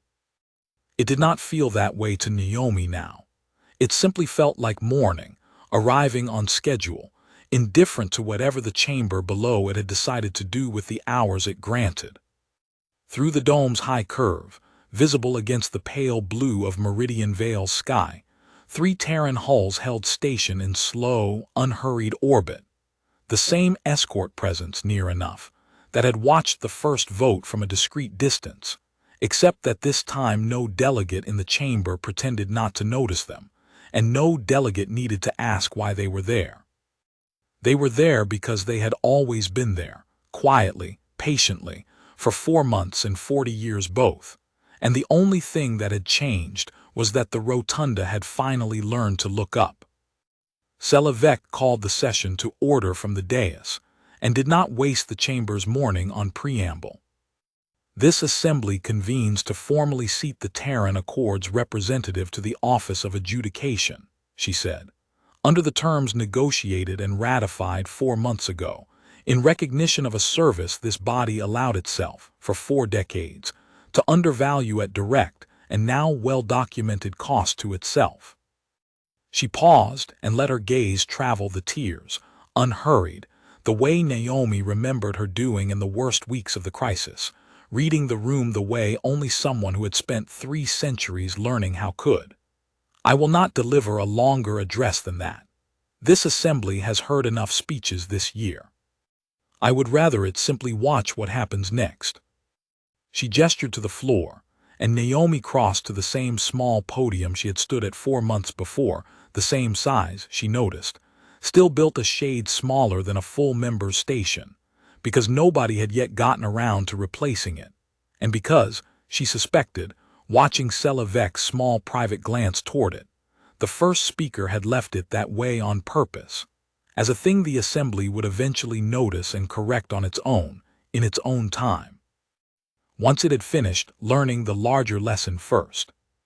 Chief Envoy Askew, Selavec said, the chamber recognizes you. Naomi did not deliver a speech either.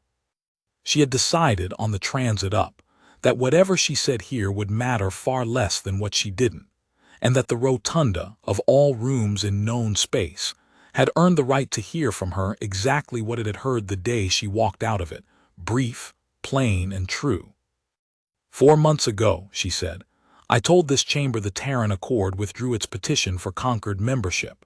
That withdrawal stands. We are not asking to join this body today, and we are not here to be granted anything by a vote we don't sit inside. She let that settle, the way she'd let the withdrawal settle, months before, into the same acoustics built to carry the smallest true thing to the farthest tier.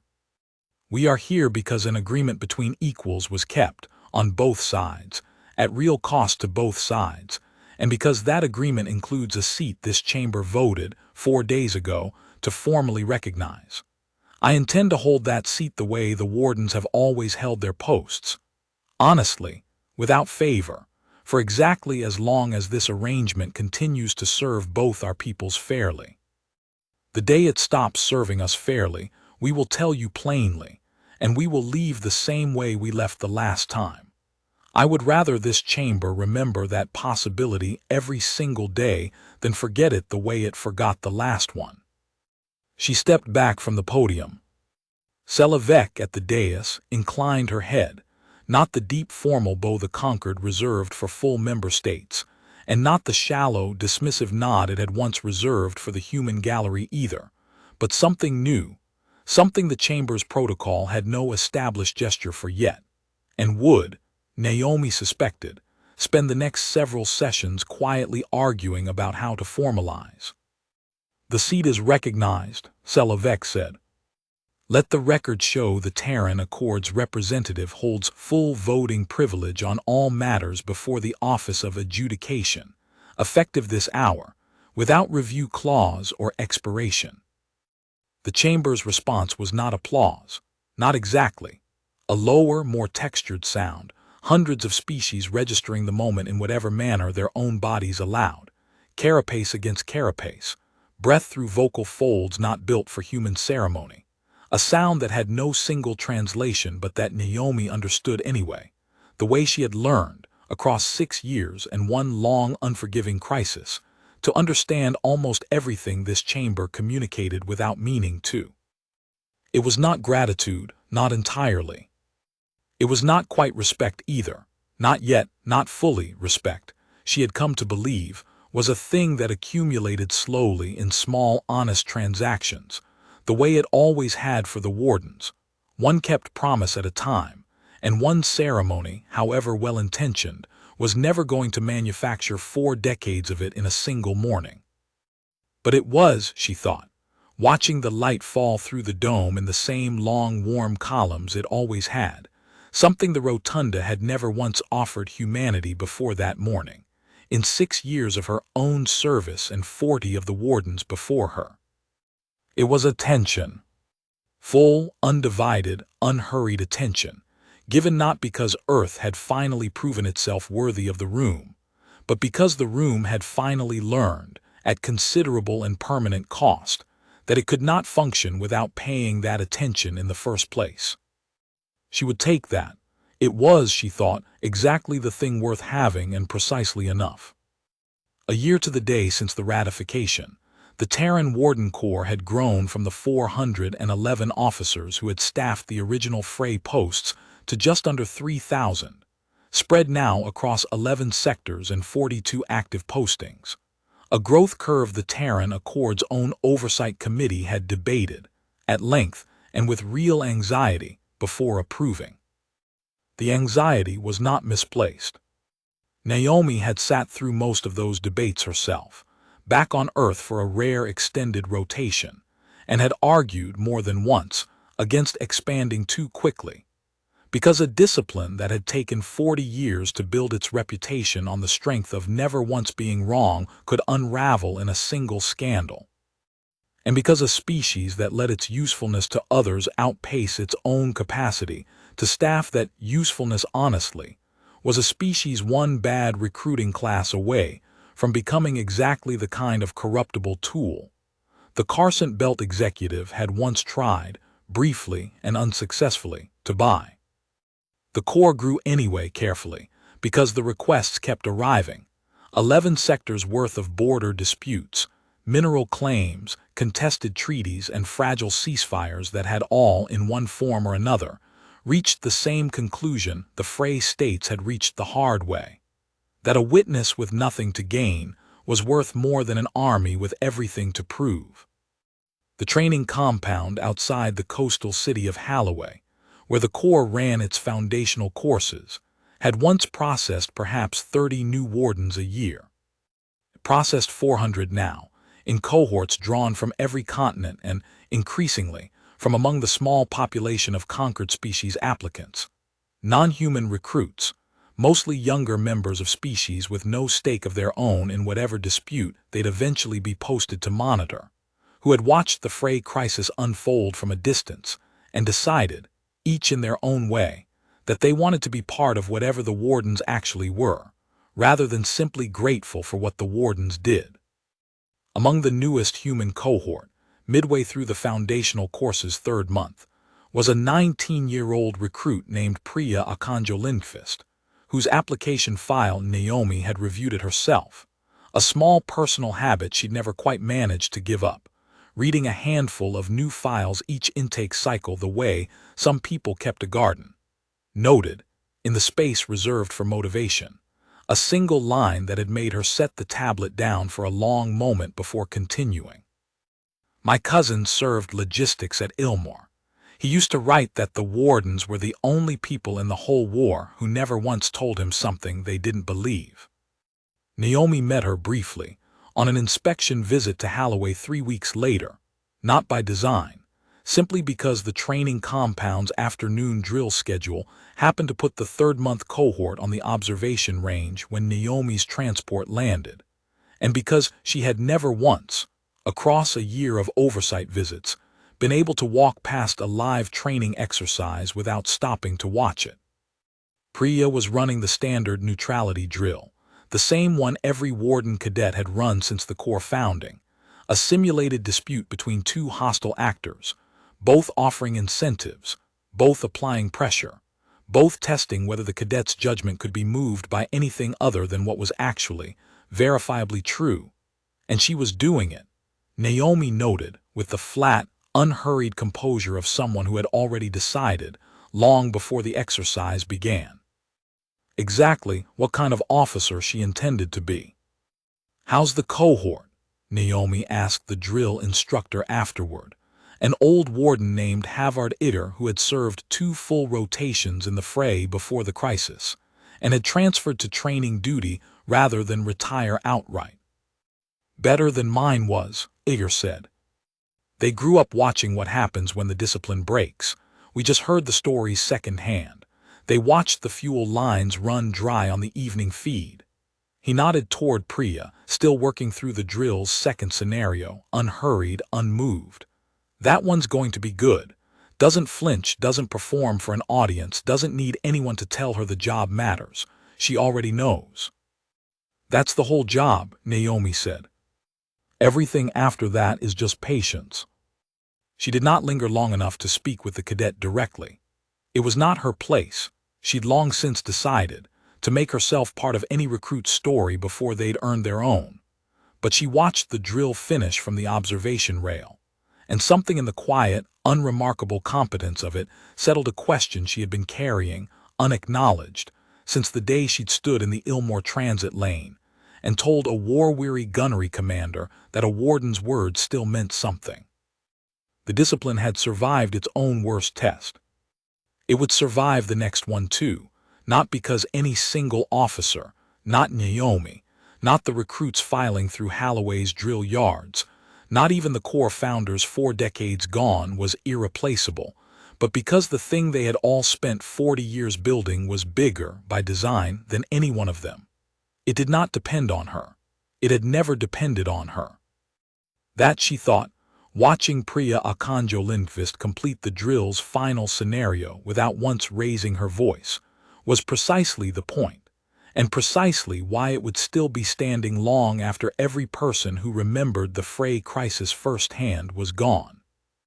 It was, that same season, at Ilmore Station's small departure pad, that Naomi handed operational command of the sector to Cohen Marsh, in a ceremony that consisted, in its entirety, of a data transfer, a formal signature, and a walk down the length of the post's narrow corridor together, past the mess hall where the empty cup still sat at its place.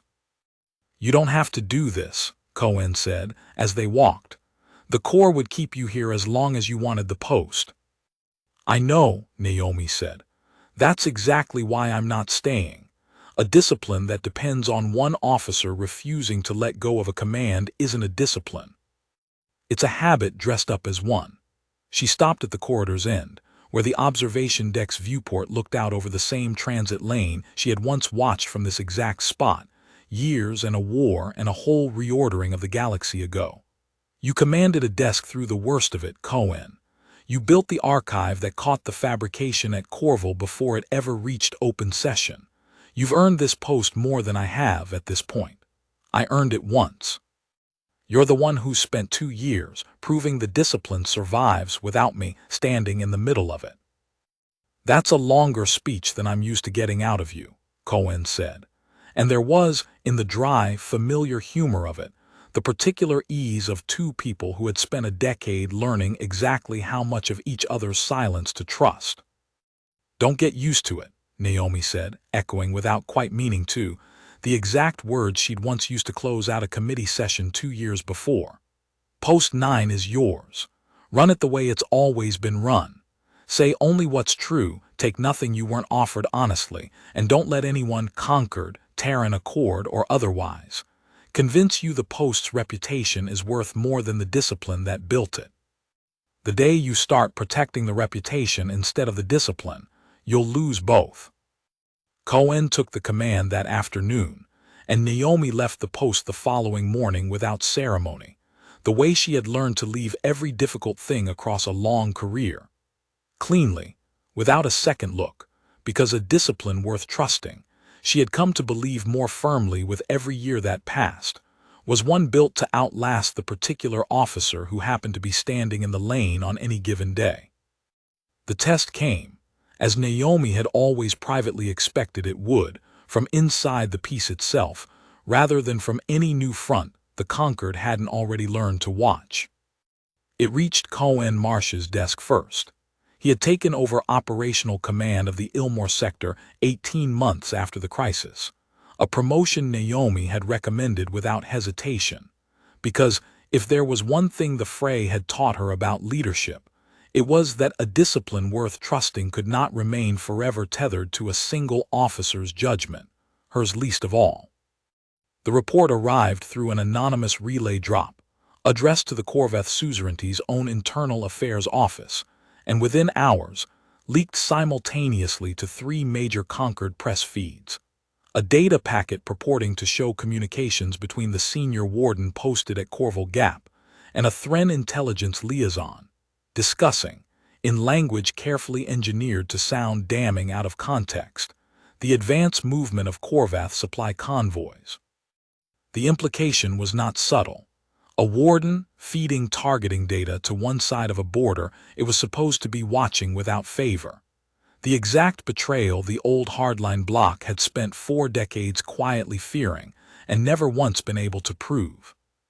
Cohen read the leaked transcript twice before he did anything else, because the officer named in it, a woman named Ilse Dahab, 3 years into her post at Corval, whose service record Cohen had personally reviewed at every rotation review since her posting, was not a person he believed capable of what the transcript described, and because the core entire discipline rested on believing evidence over instinct, even when instinct screamed otherwise. So he pulled the evidence.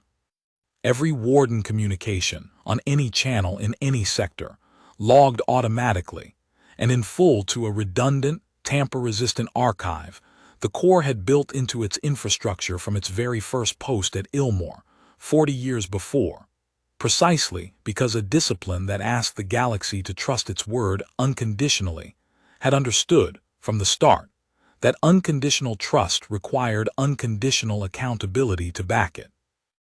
Every transmission Ilse Dahab had sent or received in her 3 years at Corval Gap existed in that archive, time-stamped, unaltered, cross-referenced against 3 independent relay logs that no single party, not Dahab, not Cohen, not even Naomi herself, had the unilateral authority to edit.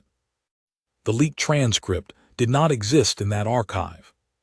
Not in any form, not on any date, not in any version. It was, Cohen's forensic team confirmed within 18 hours, a fabrication assembled from genuine fragments of Dahab's reel, entirely routine correspondence, status updates, supply confirmations, the ordinary texture of a warden's working week, spliced together with invented lines in a voice pattern close enough to pass a casual review and nowhere near close enough to survive the Corps' own archive. Who benefits? Naomi asked, when Cohen brought her the forensic report over a secure channel, 3 sectors and 11 hours removed from wherever the leak had actually originated, from a scandal that breaks 2 days before the Corval resource vote. It took the Terran Accord's own intelligence liaison, working alongside a Corvath internal affairs team that had every institutional reason to want the answer to be anyone but themselves, another 5 days to trace the fabrication back to its source. A small faction within the Corvath suzerainty's border command, veterans of the original war who had never accepted the ceasefire's terms, who stood to gain if the vote collapsed and hostilities resumed even briefly. A renewed claim to disputed mining rights along the Corval approach that the peacetime settlement had cost them. They had not anticipated the archive. Very few people who tried to discredit the wardens ever did, because the entire reputation the Corps had spent 4 decades building rested on a discipline so thoroughly documented, so relentlessly self-accountable, that the one thing it had never once needed to defend itself with was a warden's word alone. It had the record. It had always had the record. That was the whole and entire reason the word had ever been worth trusting in the first place. The Corvath suzerainty's formal government, informed of the fabrication before it reached open Concord session, moved with a speed and severity that surprised even Selavec. The officers responsible were relieved of command and referred for prosecution within the week, and the suzerainty's ambassador to the Office of Adjudication delivered a public statement so unequivocal in its condemnation that even the Thren Assembly, the suzerainty's old adversary and the party the fabricated transcript had been designed to implicate, issued a formal note of appreciation for the swiftness of the response. Ilse Dahab herself, cleared of every allegation within 9 days of the leak first breaking, returned to her post at Corval Gap the following week, and when a Concord press liaison asked her, in the single interview she agreed to give, how it had felt to be accused so publicly of the one thing a warden could never be forgiven for, she answered in 4 sentences that Naomi would later have quoted, without her permission, and to her mild and lasting irritation, in half a dozen Concord editorials. "It felt like being accused of lying about my own name," Dahab said. "I didn't defend myself. I let the record do it. That's what the record is for." Naomi read the quote on the relay feed with something that was, this time, unambiguously close to pride, and closed the report, and did not raise the matter again with Cohen beyond a single short message, sent that evening, that summarized 4 decades of the Corps' entire philosophy in a register she had learned, across a long and difficult year, to trust more than any speech she could have written herself. "Good work. Tell Dahab the archive did exactly what we built it to do." By the 2nd anniversary of the ratification, the Terran Accords Oversight Committee faced a problem none of its founding architects had ever seriously planned for, because none of them, 4 decades earlier, standing up a corridor monitoring service out of desperation and a shortage of better options, had imagined a day when the galaxy would want more of the wardens than the wardens could honestly provide.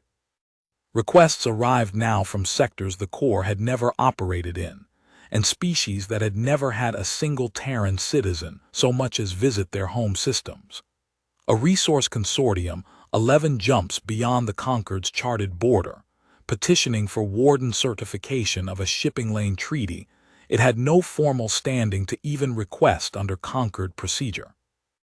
A coalition of minor independent worlds, unaligned with any larger power, asking whether the Corps might extend coverage to a contested strait none of them could otherwise afford to police without inviting a larger neighbor's protection, and with it, a larger neighbor's leverage, and more troubling to the Oversight Committee than either, a formal inquiry from a hegemonic power well beyond Concord space entirely. A state the Terran Accord's own intelligence assessments described, carefully, as possessing military capacity the Concord itself would find uncomfortable to provoke, asking, through a channel so indirect it had taken 3 weeks to confirm the inquiry was genuine, whether Terran monitors might be made available to certify an annexation dispute on terms that, on closer reading, would have required the wardens to lend their reputation to a settlement neither claimant had negotiated freely. The committee debated the hegemon's request for 4 sessions before Naomi, called in to advise as the Corps senior field authority, said the thing every member in the room had already privately concluded, and none had yet been willing to say aloud in a formal record. "We say no," she told them. "Not because we're afraid of them, because the entire value of a warden's word is that it can't be bought, borrowed, or leaned on by anyone with enough leverage to make refusing costly. The day we certify a settlement because saying no to that particular petitioner felt dangerous, we've told every other petitioner in known space exactly what our word is actually worth under pressure. It's worth nothing, the same day it's worth anything less than everything. She let the silence in the committee room sit for a moment, the same unhurried silence she'd learned to trust, in rooms far larger and far more hostile than this one. We turned down membership in the body that built the Frey corridor's entire peace because the terms weren't honest. We can certainly turn down a hegemon that isn't even offering us terms, only leverage. Say no, say it plainly, don't apologize for it. The committee said no, in language as plain as Naomi had recommended, and the hegemon's response, a terse acknowledgement, nothing more, delivered through the same indirect channel the original inquiry had used, never surfaced publicly, though Terran intelligence would note in the following year's threat assessment that the power in question had made no further attempt at contact and had, if anything, redirected its border ambitions toward regions considerably less likely to invite a similarly documented refusal. The Independent Worlds Coalition fared better, though not without its own hard lesson in restraint.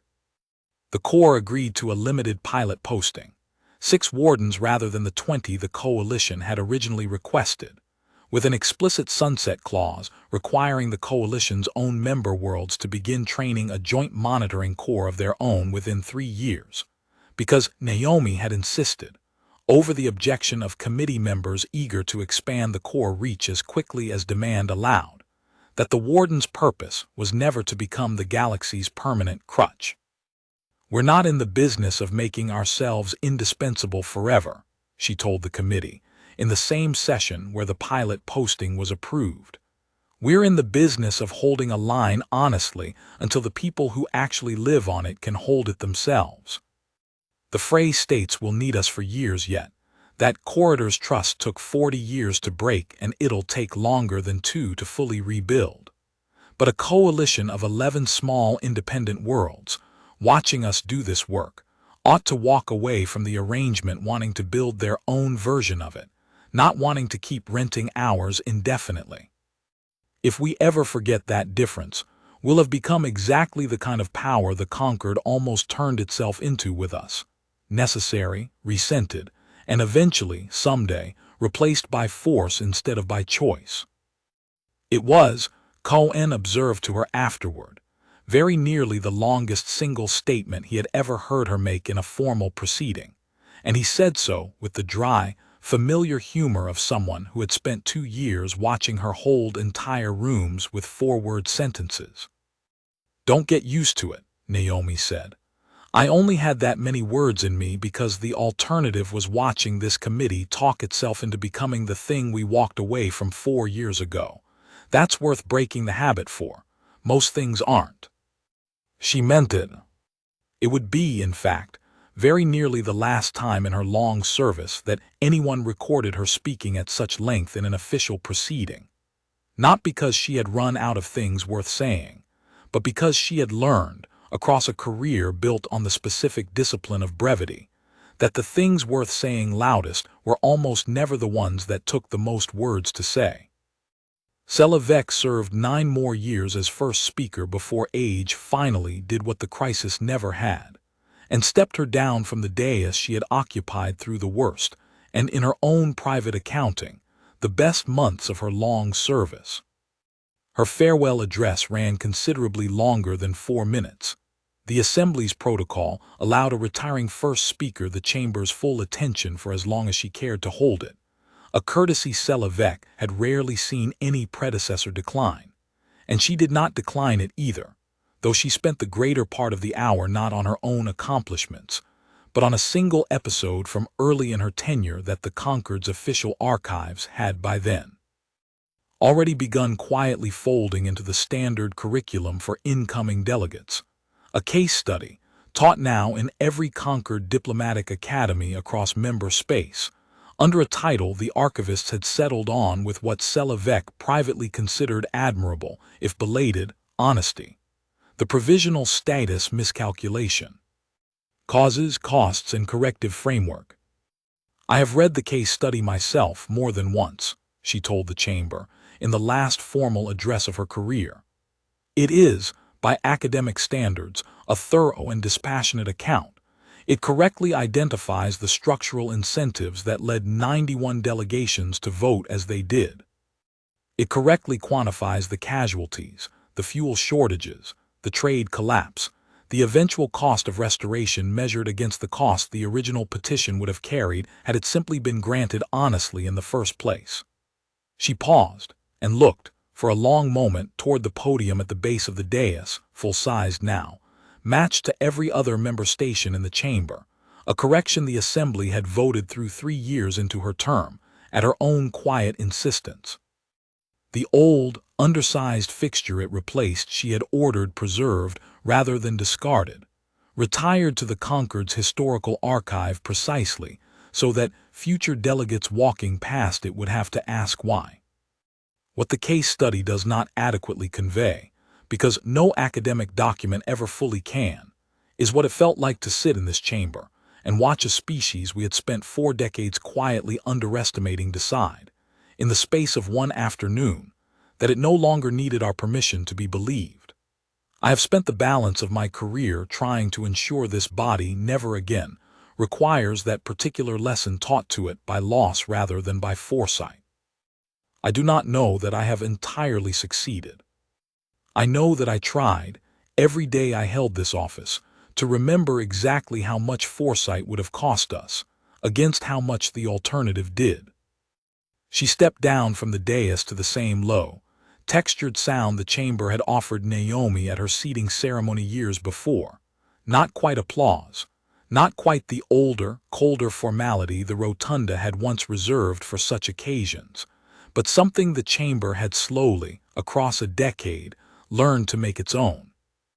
Her successor, a younger Vashtu delegate who had entered Concord service the year after the ratification and had grown up, professionally, inside the corrected framework rather than the broken one it replaced, opened her own first address with a line that Selevec, watching from the retired delegates' gallery, would later admit had moved her more than she expected any single sentence from a successor to manage. I intend to spend considerably less of my tenure than my predecessor learning lessons this chamber should already know, the new first speaker said. I would like this Assembly's first order of business under my office to be a formal review of every outstanding petition currently sitting in committee from any species this body has not yet formally engaged, to ensure that no future case study is written about a mistake we had every opportunity and every warning to avoid. The motion passed, that first session, with a margin the old Assembly, in the years before the crisis, would scarcely have believed possible for anything touching the membership process at all. On Earth that same season, in the drill yards outside Halloway, Priya Akanjo Lindqvist graduated from the Corps Advanced Field Course in a cohort of 61, the largest single graduating class in the program's history, and requested, in the standard posting preference form every graduate submitted, a single assignment above all others. Warden Post 9, Ilmore Station. Her request was granted. Naomi, reviewing the graduating cohort's posting assignments as she still did every cycle, out of the same small, unbroken habit that had once led her to a 19-year-old's application file, found herself lingering on the name a moment longer than the others, and wrote, in the margin of the file, a note that would never be seen by anyone but the personnel officer who filed it, and that she wrote anyway, because some things were worth recording even unread, a short line that closed, as neatly as anything could, a circle that had opened in that same transit lane 6 years before. Ren Osk would have liked knowing the post outlived him, post it well. Dravik Own did not vanish from Concord life after his resignation, though he vanished, by his own choice, from anything resembling its center. He accepted, some 3 years into his retirement, a modest teaching post at the same diplomatic academy that had, by then, folded the provisional status miscalculation into its standard curriculum. And it was there, a full decade after the vote that had ended his career, that Naomi finally saw him again, not by design, but because the Academy had, for its 10th anniversary review of the case study, invited both the retired first speaker and the Terran officer at the center of it to address the same incoming class.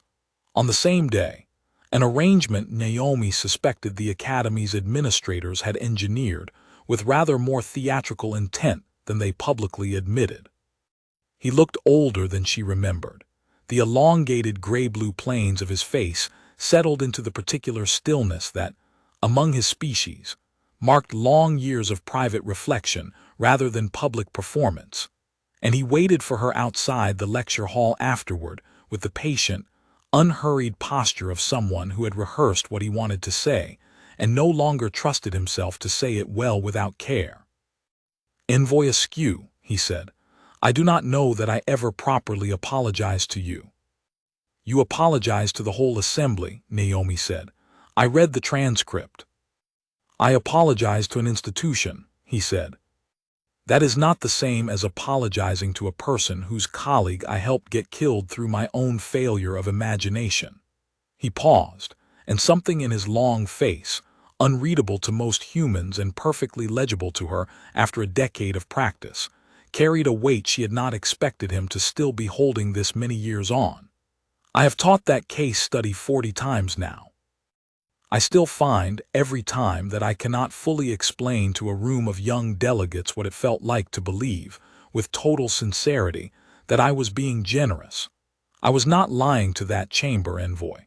I genuinely believed perpetual provisional status was a kindness. That is the part the case study cannot teach, because it is not a policy failure.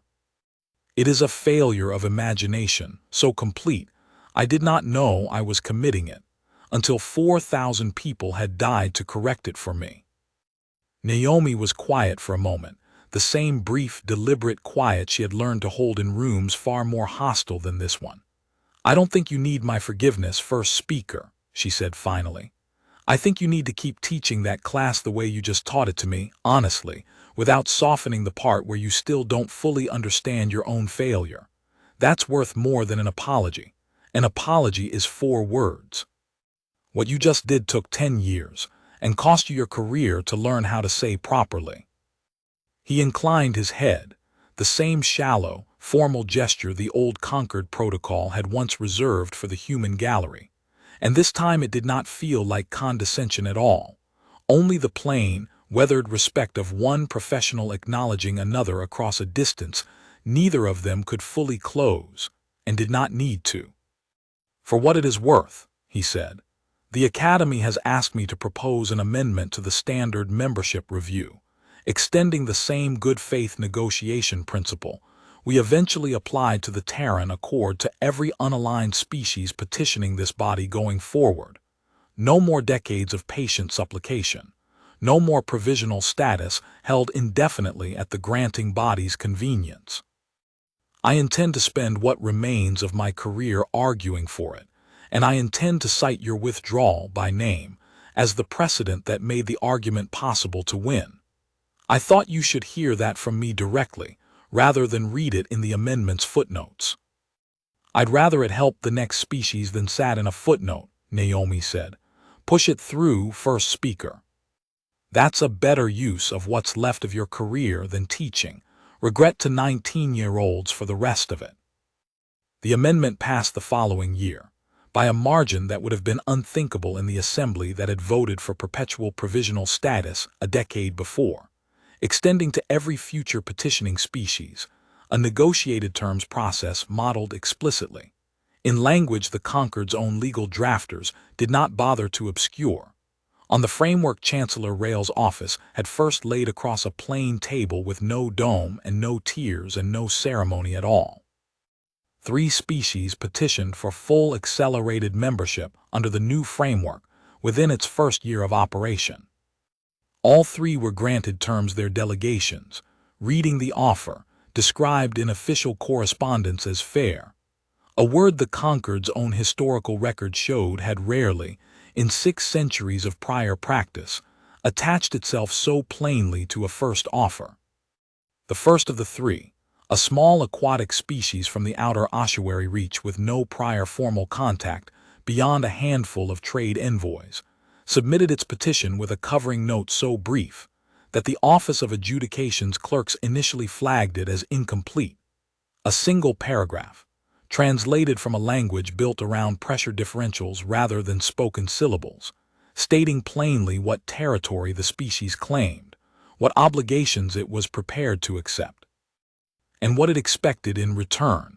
With none of the decades of careful, deferential supplication the old membership process had once all but required of every newcomer.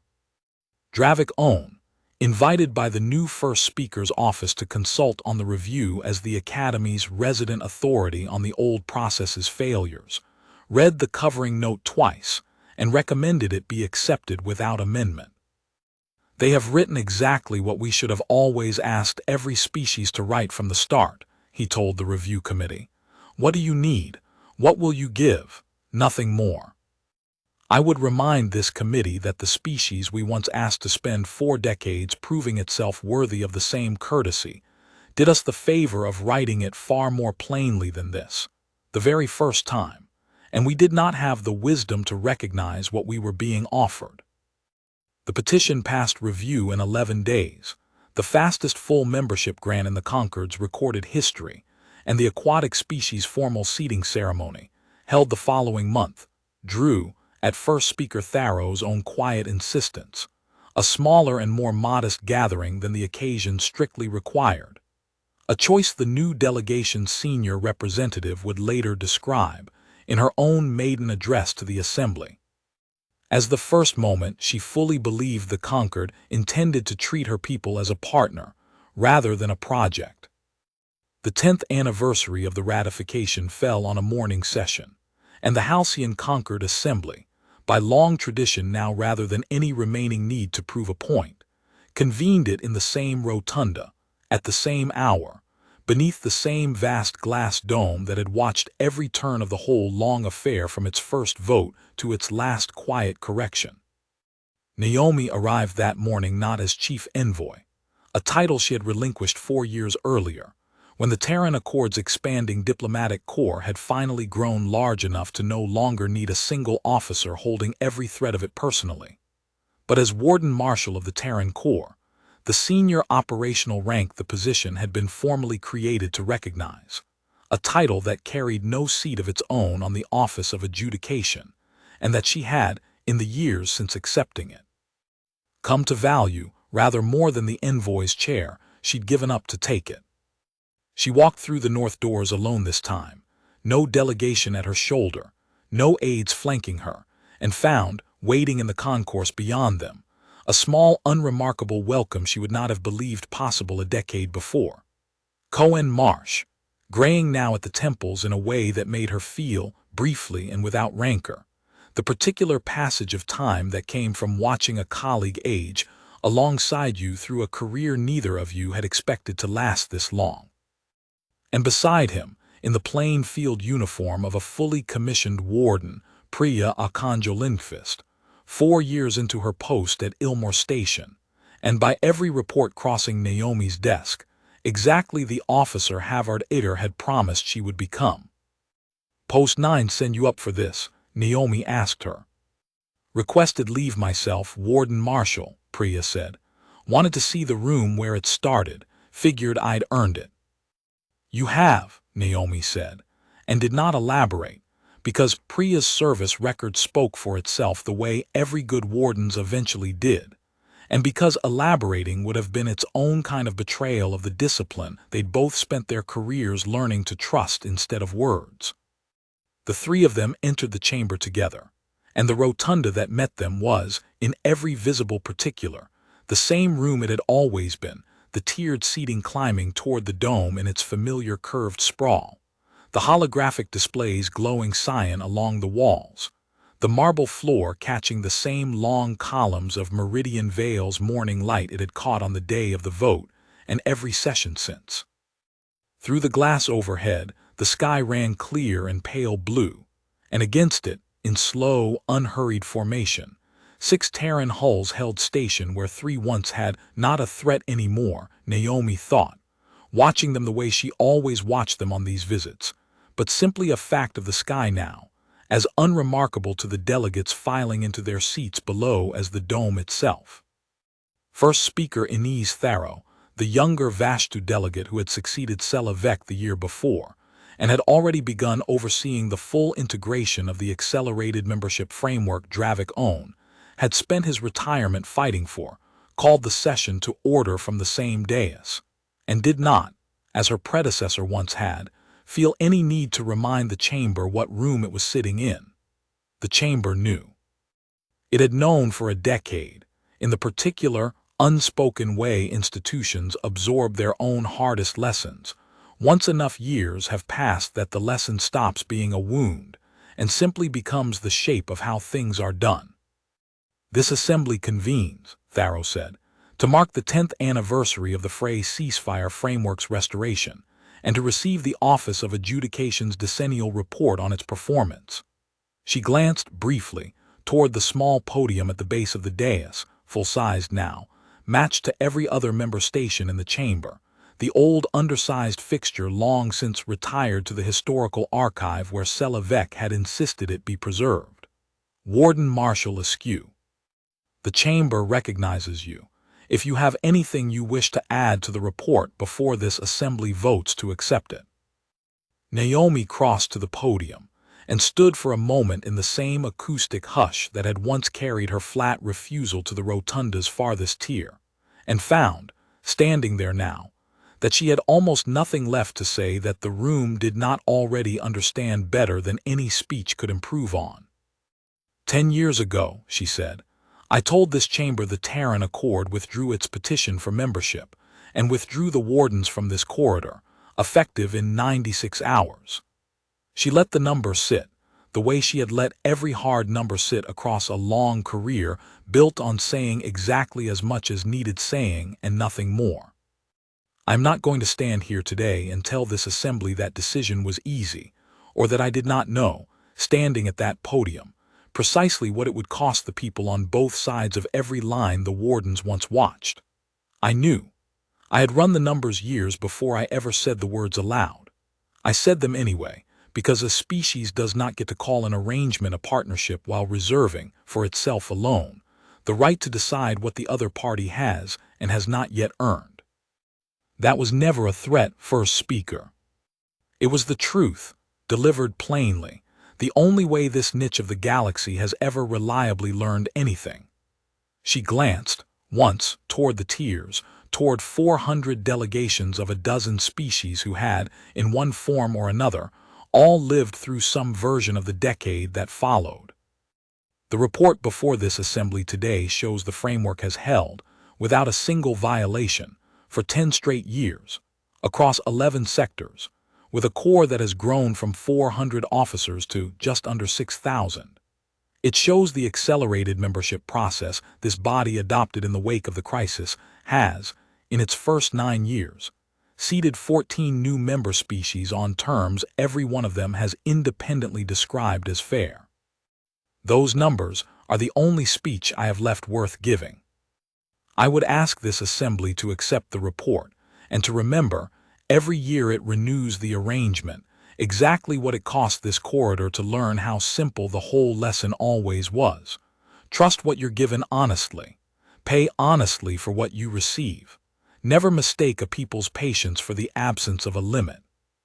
She stepped back from the podium. The vote to accept the decennial report passed unanimously, 98 in favor, none opposed, a margin the rotunda had not recorded on any matter touching the Frey corridor in the whole of its long and imperfect history. And the chamber, when the final tally lit gold across the dome's inner rim, offered the same low, textured sound it had offered her once before, a decade earlier, at a ceremony that had felt, at the time, like the largest thing the room could possibly give her. It did not feel that way anymore. It simply felt, standing there in the same long morning light that had watched every turn of the whole affair from its worst hour to its best, like a room that had finally, fully, and permanently learned to look up. They left the rotunda together after the session closed, out through the same north doors, into the same wide concourse where daylight fell white and level across the transit floor, and Naomi found herself, for the first time in longer than she could easily place, in no particular hurry to be anywhere else. The Concord had, in the years since the crisis, dedicated a small memorial garden along the concourse's eastern wall, modest, unglamorous, the kind of quiet civic gesture that drew little press attention, and for exactly that reason, felt to Naomi more honest than any grander monument might have. A single low wall of pale stone, inscribed in a dozen scripts with the names of those lost in the 11 weeks the fray had gone unwatched.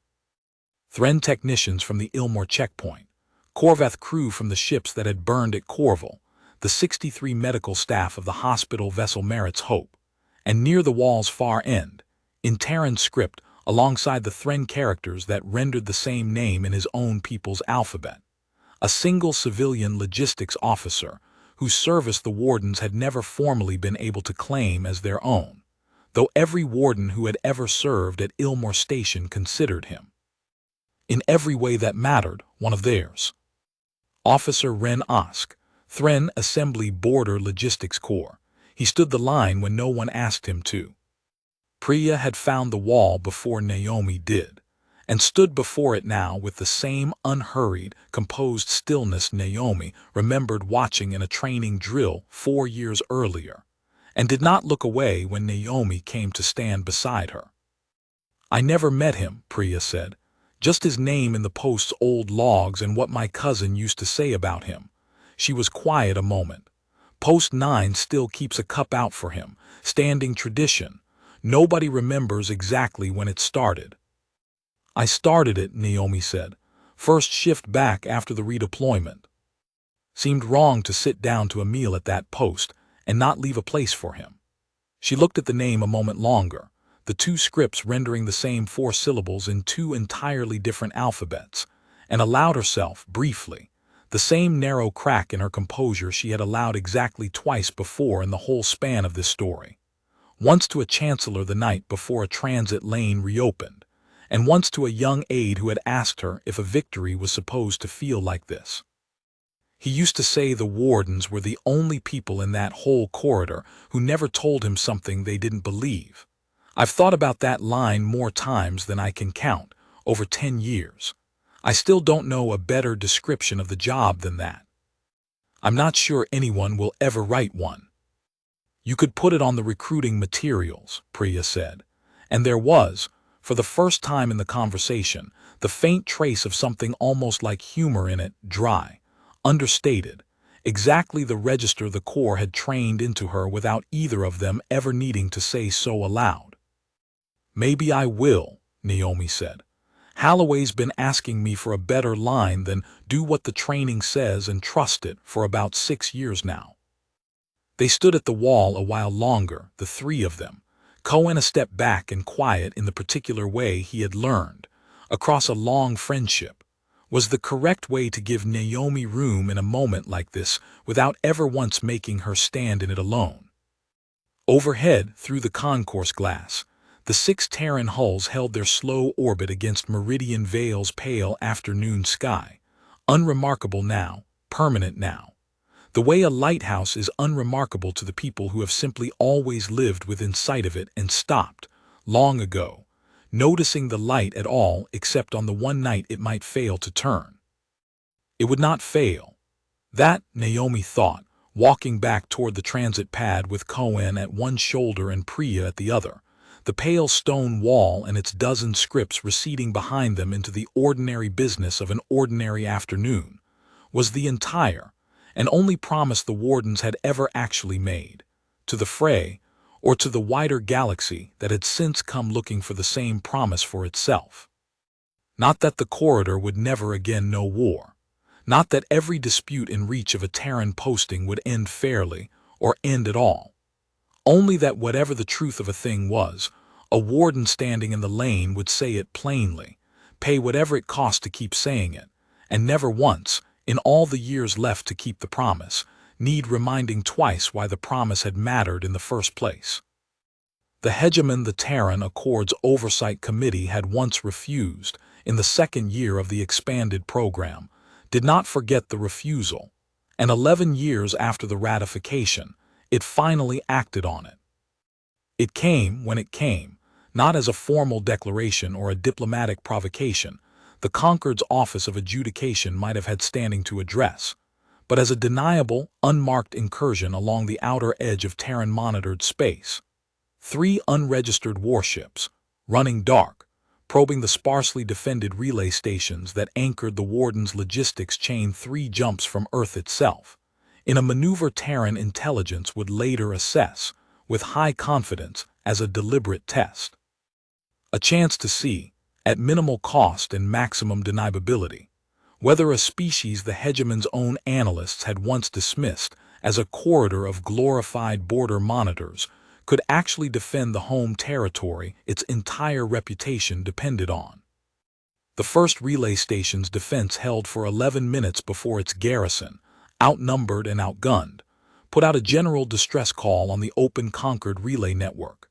Not a request for Concord intervention, which the station commander had no standing to make, and no expectation would arrive in time to matter, but a plain, factual broadcast, in the same flat register every warden had been trained to use for a decade, stating exactly what was happening and exactly what forces were involved, because even under fire, even with 3 unregistered hulls closing on a lightly defended post, the discipline held. Say only what's true and let the record carry the rest. It was Cohen Marsh, monitoring the relay network from the Ilmore Sector 3 jumps distant, who first flagged the broadcast, and it was Priya Akanjo-Lindqvist, 4 years of full warden and 18 months into her first independent command, who made the call that would later be studied, alongside the crisis that had begun it all, as its own small chapter in the core training curriculum. She did not wait for authorization from Earth, 11 light-years and several hours of relay lag away. She broadcast the distress call, unedited, across every open channel the Warden network touched, every conquered member state, every allied sector, every border post from the Frey corridor to the coalition worlds the Corps had helped stand up their own monitoring service, the same network that had, over a decade, come to trust a warden's flat factual word above almost any other source in known space.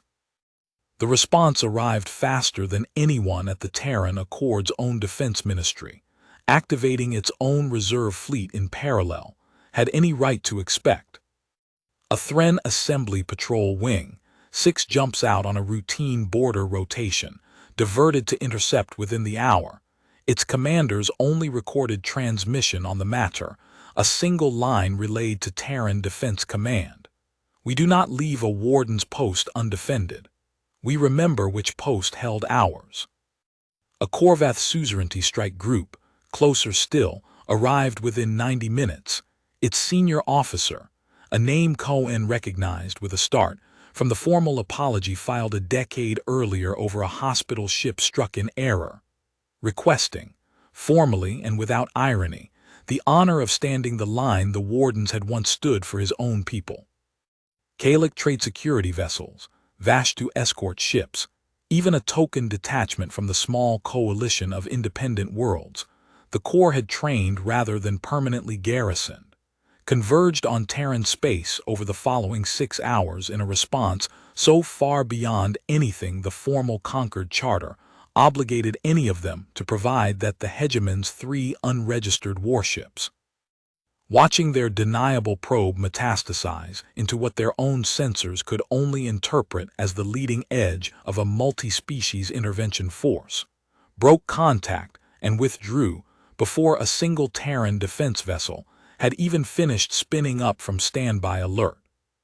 The Terran Accord's formal after-action report, filed a week later and made public at the Terran government's own insistence rather than any Concord requirement, ran to 11 careful pages of assessment and recommendation, and closed with a single line that Naomi, reading it from the rotunda 3 jumps distant, would later admit had been the only sentence in the entire document that made her set the tablet down and sit, for a long moment, in a silence she did not try to fill with anything at all.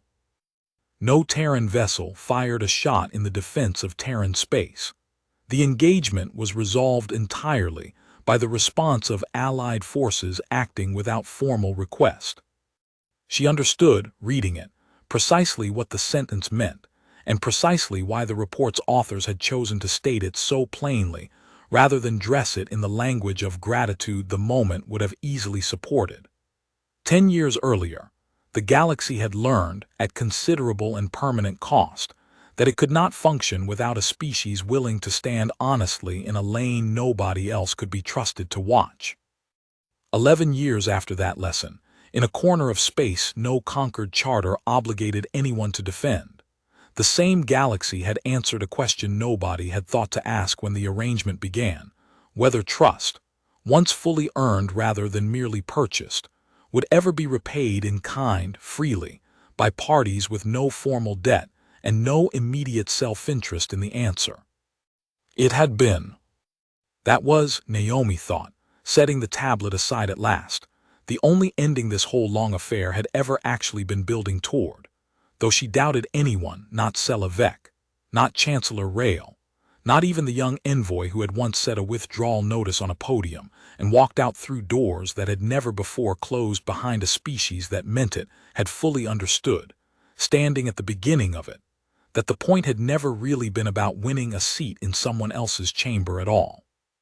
On Earth, the news of the incident reached the public feeds within the day, stripped of most of its diplomatic nuance and reduced, as public feeds everywhere tended to reduce complicated things, to a single striking image repeated across 100 broadcasts. Sensor plots of 6 different species, warships converging, unbidden, on Terran space to defend a handful of relay stations most citizens had never previously heard of, arriving faster than Earth's own reserve fleet could scramble to answer the call itself. Chancellor Amos Rail, 3 years into a retirement he had accepted with visible relief after a long career spent, by his own private accounting, arguing humanity into rooms that had never wanted to make space for it, agreed to a single public address on the matter. Delivered not from any grand hall, but from the same plain administrative building, outside the logistics hub, where he had once received a conquered delegation, across an undecorated table, with no dome and no tiers, and no ceremony at all. 40 years ago, he said, in an address that ran, in keeping with a discipline he had spent his whole career practicing and had clearly never once regretted, under 6 minutes. This species agreed to stand a lonely, thankless post in a corridor nobody else would trust each other to watch, because we had nothing to gain from lying about what we saw there, and everyone in that corridor eventually came to understand it. We were not thanked for that, not for most of the 40 years we did it, and I want to be honest with the people watching this broadcast. We did not do it to be thanked. We did it because it was the truest, most useful thing this species had to offer a galaxy that was, at the time, deeply unsure it wanted anything from us at all. He paused, and something in his broad, weathered face carried the particular satisfaction of a man watching a long argument finally, conclusively won. 11 years ago, we were told, in terms that left very little room for misunderstanding, that our patience had been mistaken for something a great deal less than a limit. We answered that mistake plainly, and it cost this galaxy more than either side would have liked, and it cost this species a great deal to answer honestly rather than simply endure the insult, the way we had endured smaller ones for 4 decades before it. This week, 6 different species answered a call for help this government did not even have time to formally issue, before our own fleet had finished leaving dock. I did not live to see that outcome guaranteed. I am glad, very late in a long career, to have lived to see it happen anyway. That is, I think, the only speech this occasion requires. We kept a promise for 40 years without asking what it was worth. It turns out the galaxy was keeping count the entire time. He did not take questions after the address, which the press covering it found by then entirely unsurprising, and which Naomi, watching the broadcast from the Terran Corps operational headquarters, 3 jumps from Earth and a full career removed from the young chief envoy who had once read his careful, unhurried silences across a negotiating table, found, watching him step away from the plane podium without ceremony one final time, exactly the ending he had always seemed built to deliver. The recognitions the Terran government extended in the weeks that followed to Priya Akanjo Lindqvist and the relay garrison she had held together across 11 minutes of open fire were conducted with the same unadorned economy Rail had modeled in his own address.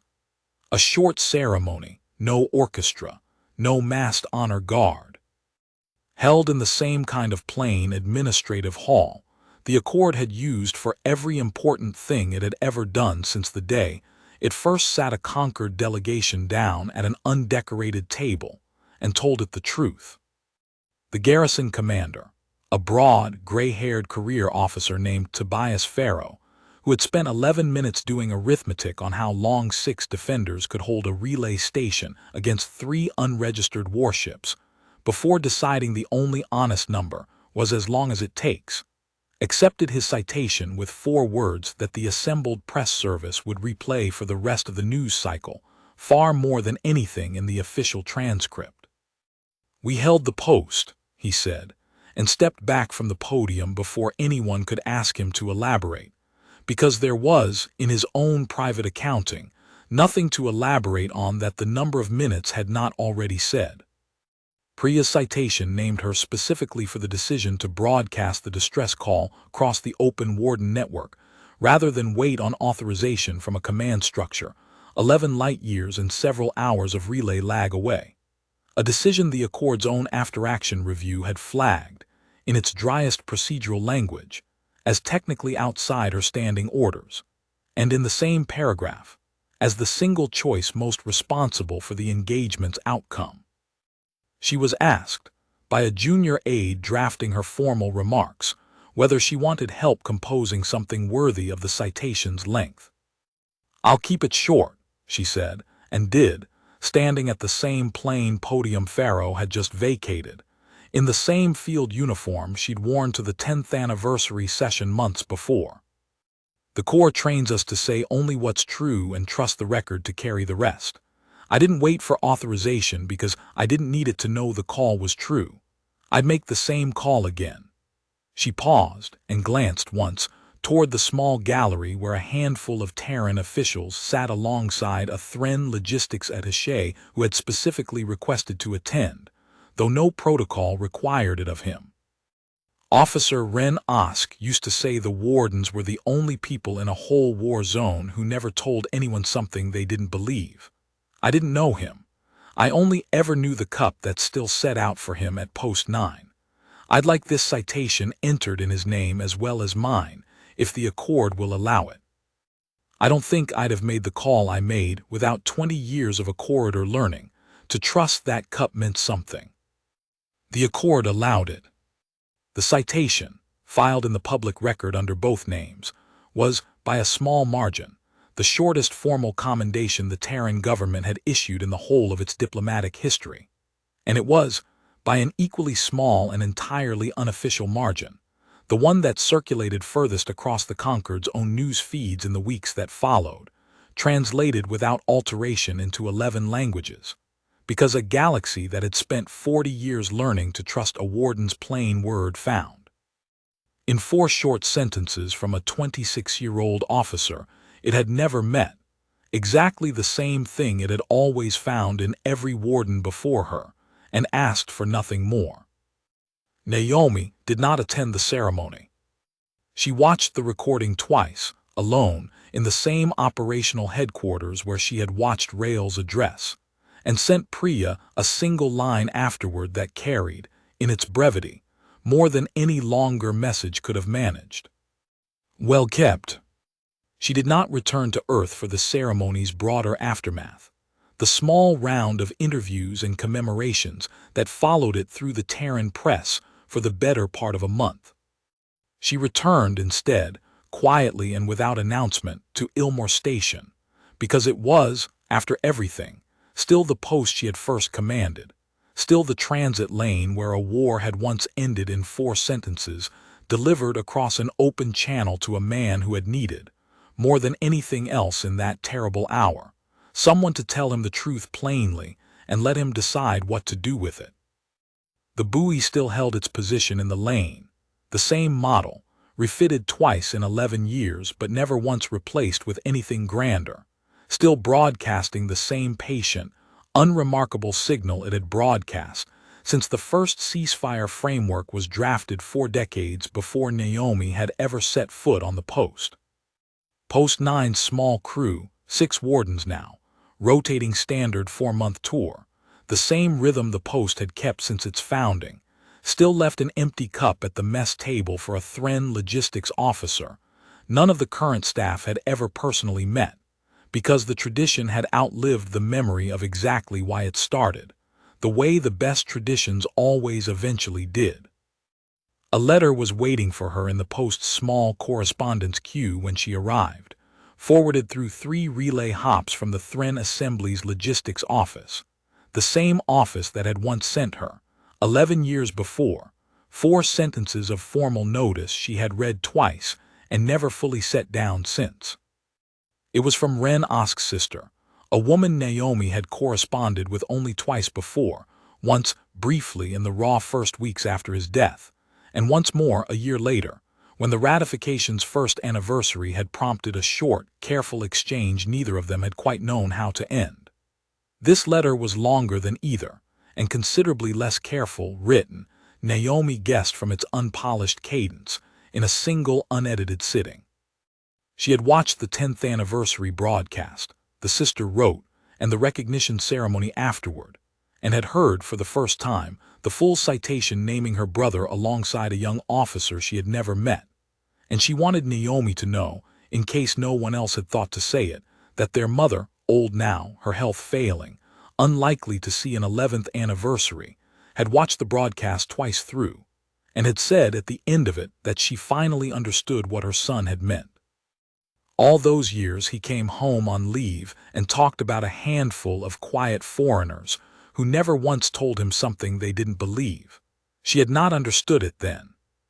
She understood it now, watching an entire galaxy converge, unbidden, to defend the descendants of exactly those foreigners, because her son and people like him had spent 40 years teaching that galaxy the value of a promise kept without needing to be watched. I do not know if this is a comfort to you, the sister wrote, near the letter's close, or simply a fact I needed to give to someone who would understand its weight the way my own family cannot fully manage to. But I wanted you to have it. He believed in your post before your post had any way of knowing whether it deserved that belief. I think he would want you to know it was not wasted on people who forgot. Naomi read the letter twice, in the same small correspondence queue where she had once read a death notice she still could not fully set down, and did not answer it that evening, because some letters, she had learned across a long career built on saying only what was true, deserved more thought than a same-day reply could honestly offer. She answered it 3 days later, from the same observation deck where she had first learned, 11 years before, exactly what the corridor's silence had cost, and her reply, like everything else in a life spent learning the discipline of brevity, ran short, 4 sentences, no more, because 4 sentences, she had come to believe, were sometimes the only honest length grief and gratitude ever actually required. It was not wasted, she wrote. Tell your mother the cup is still set. Tell her the post held. It always will, for as long as anyone remembers why it matters. Naomi stood at the observation deck a long while, watching the transit lane hold its slow, ordinary dark, the ceasefire buoy blinking its steady confirmation into a corridor that had not needed a single warden to fire a weapon in anger in 11 full years, and found herself thinking, not for the first time, of the exact moment the whole long arc of it had actually turned, not the vote, not the withdrawal. Not even the hospital ship whose name had finally moved the conquered from denial into reckoning, but the smaller, quieter hour after all of it, when a war-weary gunnery commander had asked her, across an open channel neither of them had wanted to be using, whether a warden's words still meant something, and she had answered him plainly, and he had believed her because there had never, in 40 years, been a single honest reason not to. That, she thought, was the whole of what the galaxy had finally learned to need. Not humanity's fleets, though it had those now, larger and more capable than the small escort presence that had once watched a single vote from a discreet, unthreatening distance. Not humanity's numbers which remained, against the vast catalogued sprawl of conquered space, a modest fraction of what any of the great powers could field. Only the one thing no fleet and no population could manufacture on demand, and no threat could successfully counterfeit for long. A species that had decided, long before anyone else thought to ask it to, that the truth was worth more than whatever it cost to keep telling it. Priya found her there before the shift log turned over, off duty herself, still in the field uniform she'd worn to receive her citation months before, and stood at the rail beside her without asking permission, because Post 9's crew had long since stopped treating a warden marshal's silence as anything other than an invitation to share it. "You could have sent someone else to walk this lane again," Priya said after a while. "Pharaoh's garrison, any of the senior corps officers. You didn't have to be the one standing here." "I know," Naomi said. "I keep coming back anyway. Some posts you don't outgrow just because the rank changes." She watched the buoy's slow, patient cycle a moment longer, the same small, honest light that had once gone dark for 62 hours and had not gone dark since. "I imagine you'll feel the same way about this lane, 20 years from now, long after I've stopped being the one who has to explain why the cup's still set." "I already do," Priya said, and did not elaborate further, because there was, between the two of them, nothing further that needed saying, and the silence they shared at the rail carried, in its own unhurried way, everything the discipline had ever actually required either of them to prove. She left the observation deck before her shift ended, walked the short corridor to the mess hall, and took her place, as she always did on the rare visits she still made to the post that had started everything. At the long table beside the empty cup, nobody had ever needed to explain to her, and ate her meal in the same unhurried, ordinary quiet the whole corridor had finally, permanently, earned. The galaxy had not needed to love humanity to learn what it cost to lose it. It had only needed, in the end, to watch what happened in the silence after the door closed, and to understand, watching that silence stretch across a corridor gone suddenly and irreversibly dark, that some kinds of trust are never offered twice on the terms that were refused the first time. The conquered had been offered generosity once and mistaken it for weakness, and paid, in full, honest measure for that mistake. What it received back when it finally came asking the right way was not forgiveness. It was something steadier and harder one and far more durable than forgiveness had ever needed to be. It was a promise, kept exactly as stated, by a species that had never once, in the whole of its long service to a galaxy that had almost let it walk away for good, needed to raise its voice to be believed.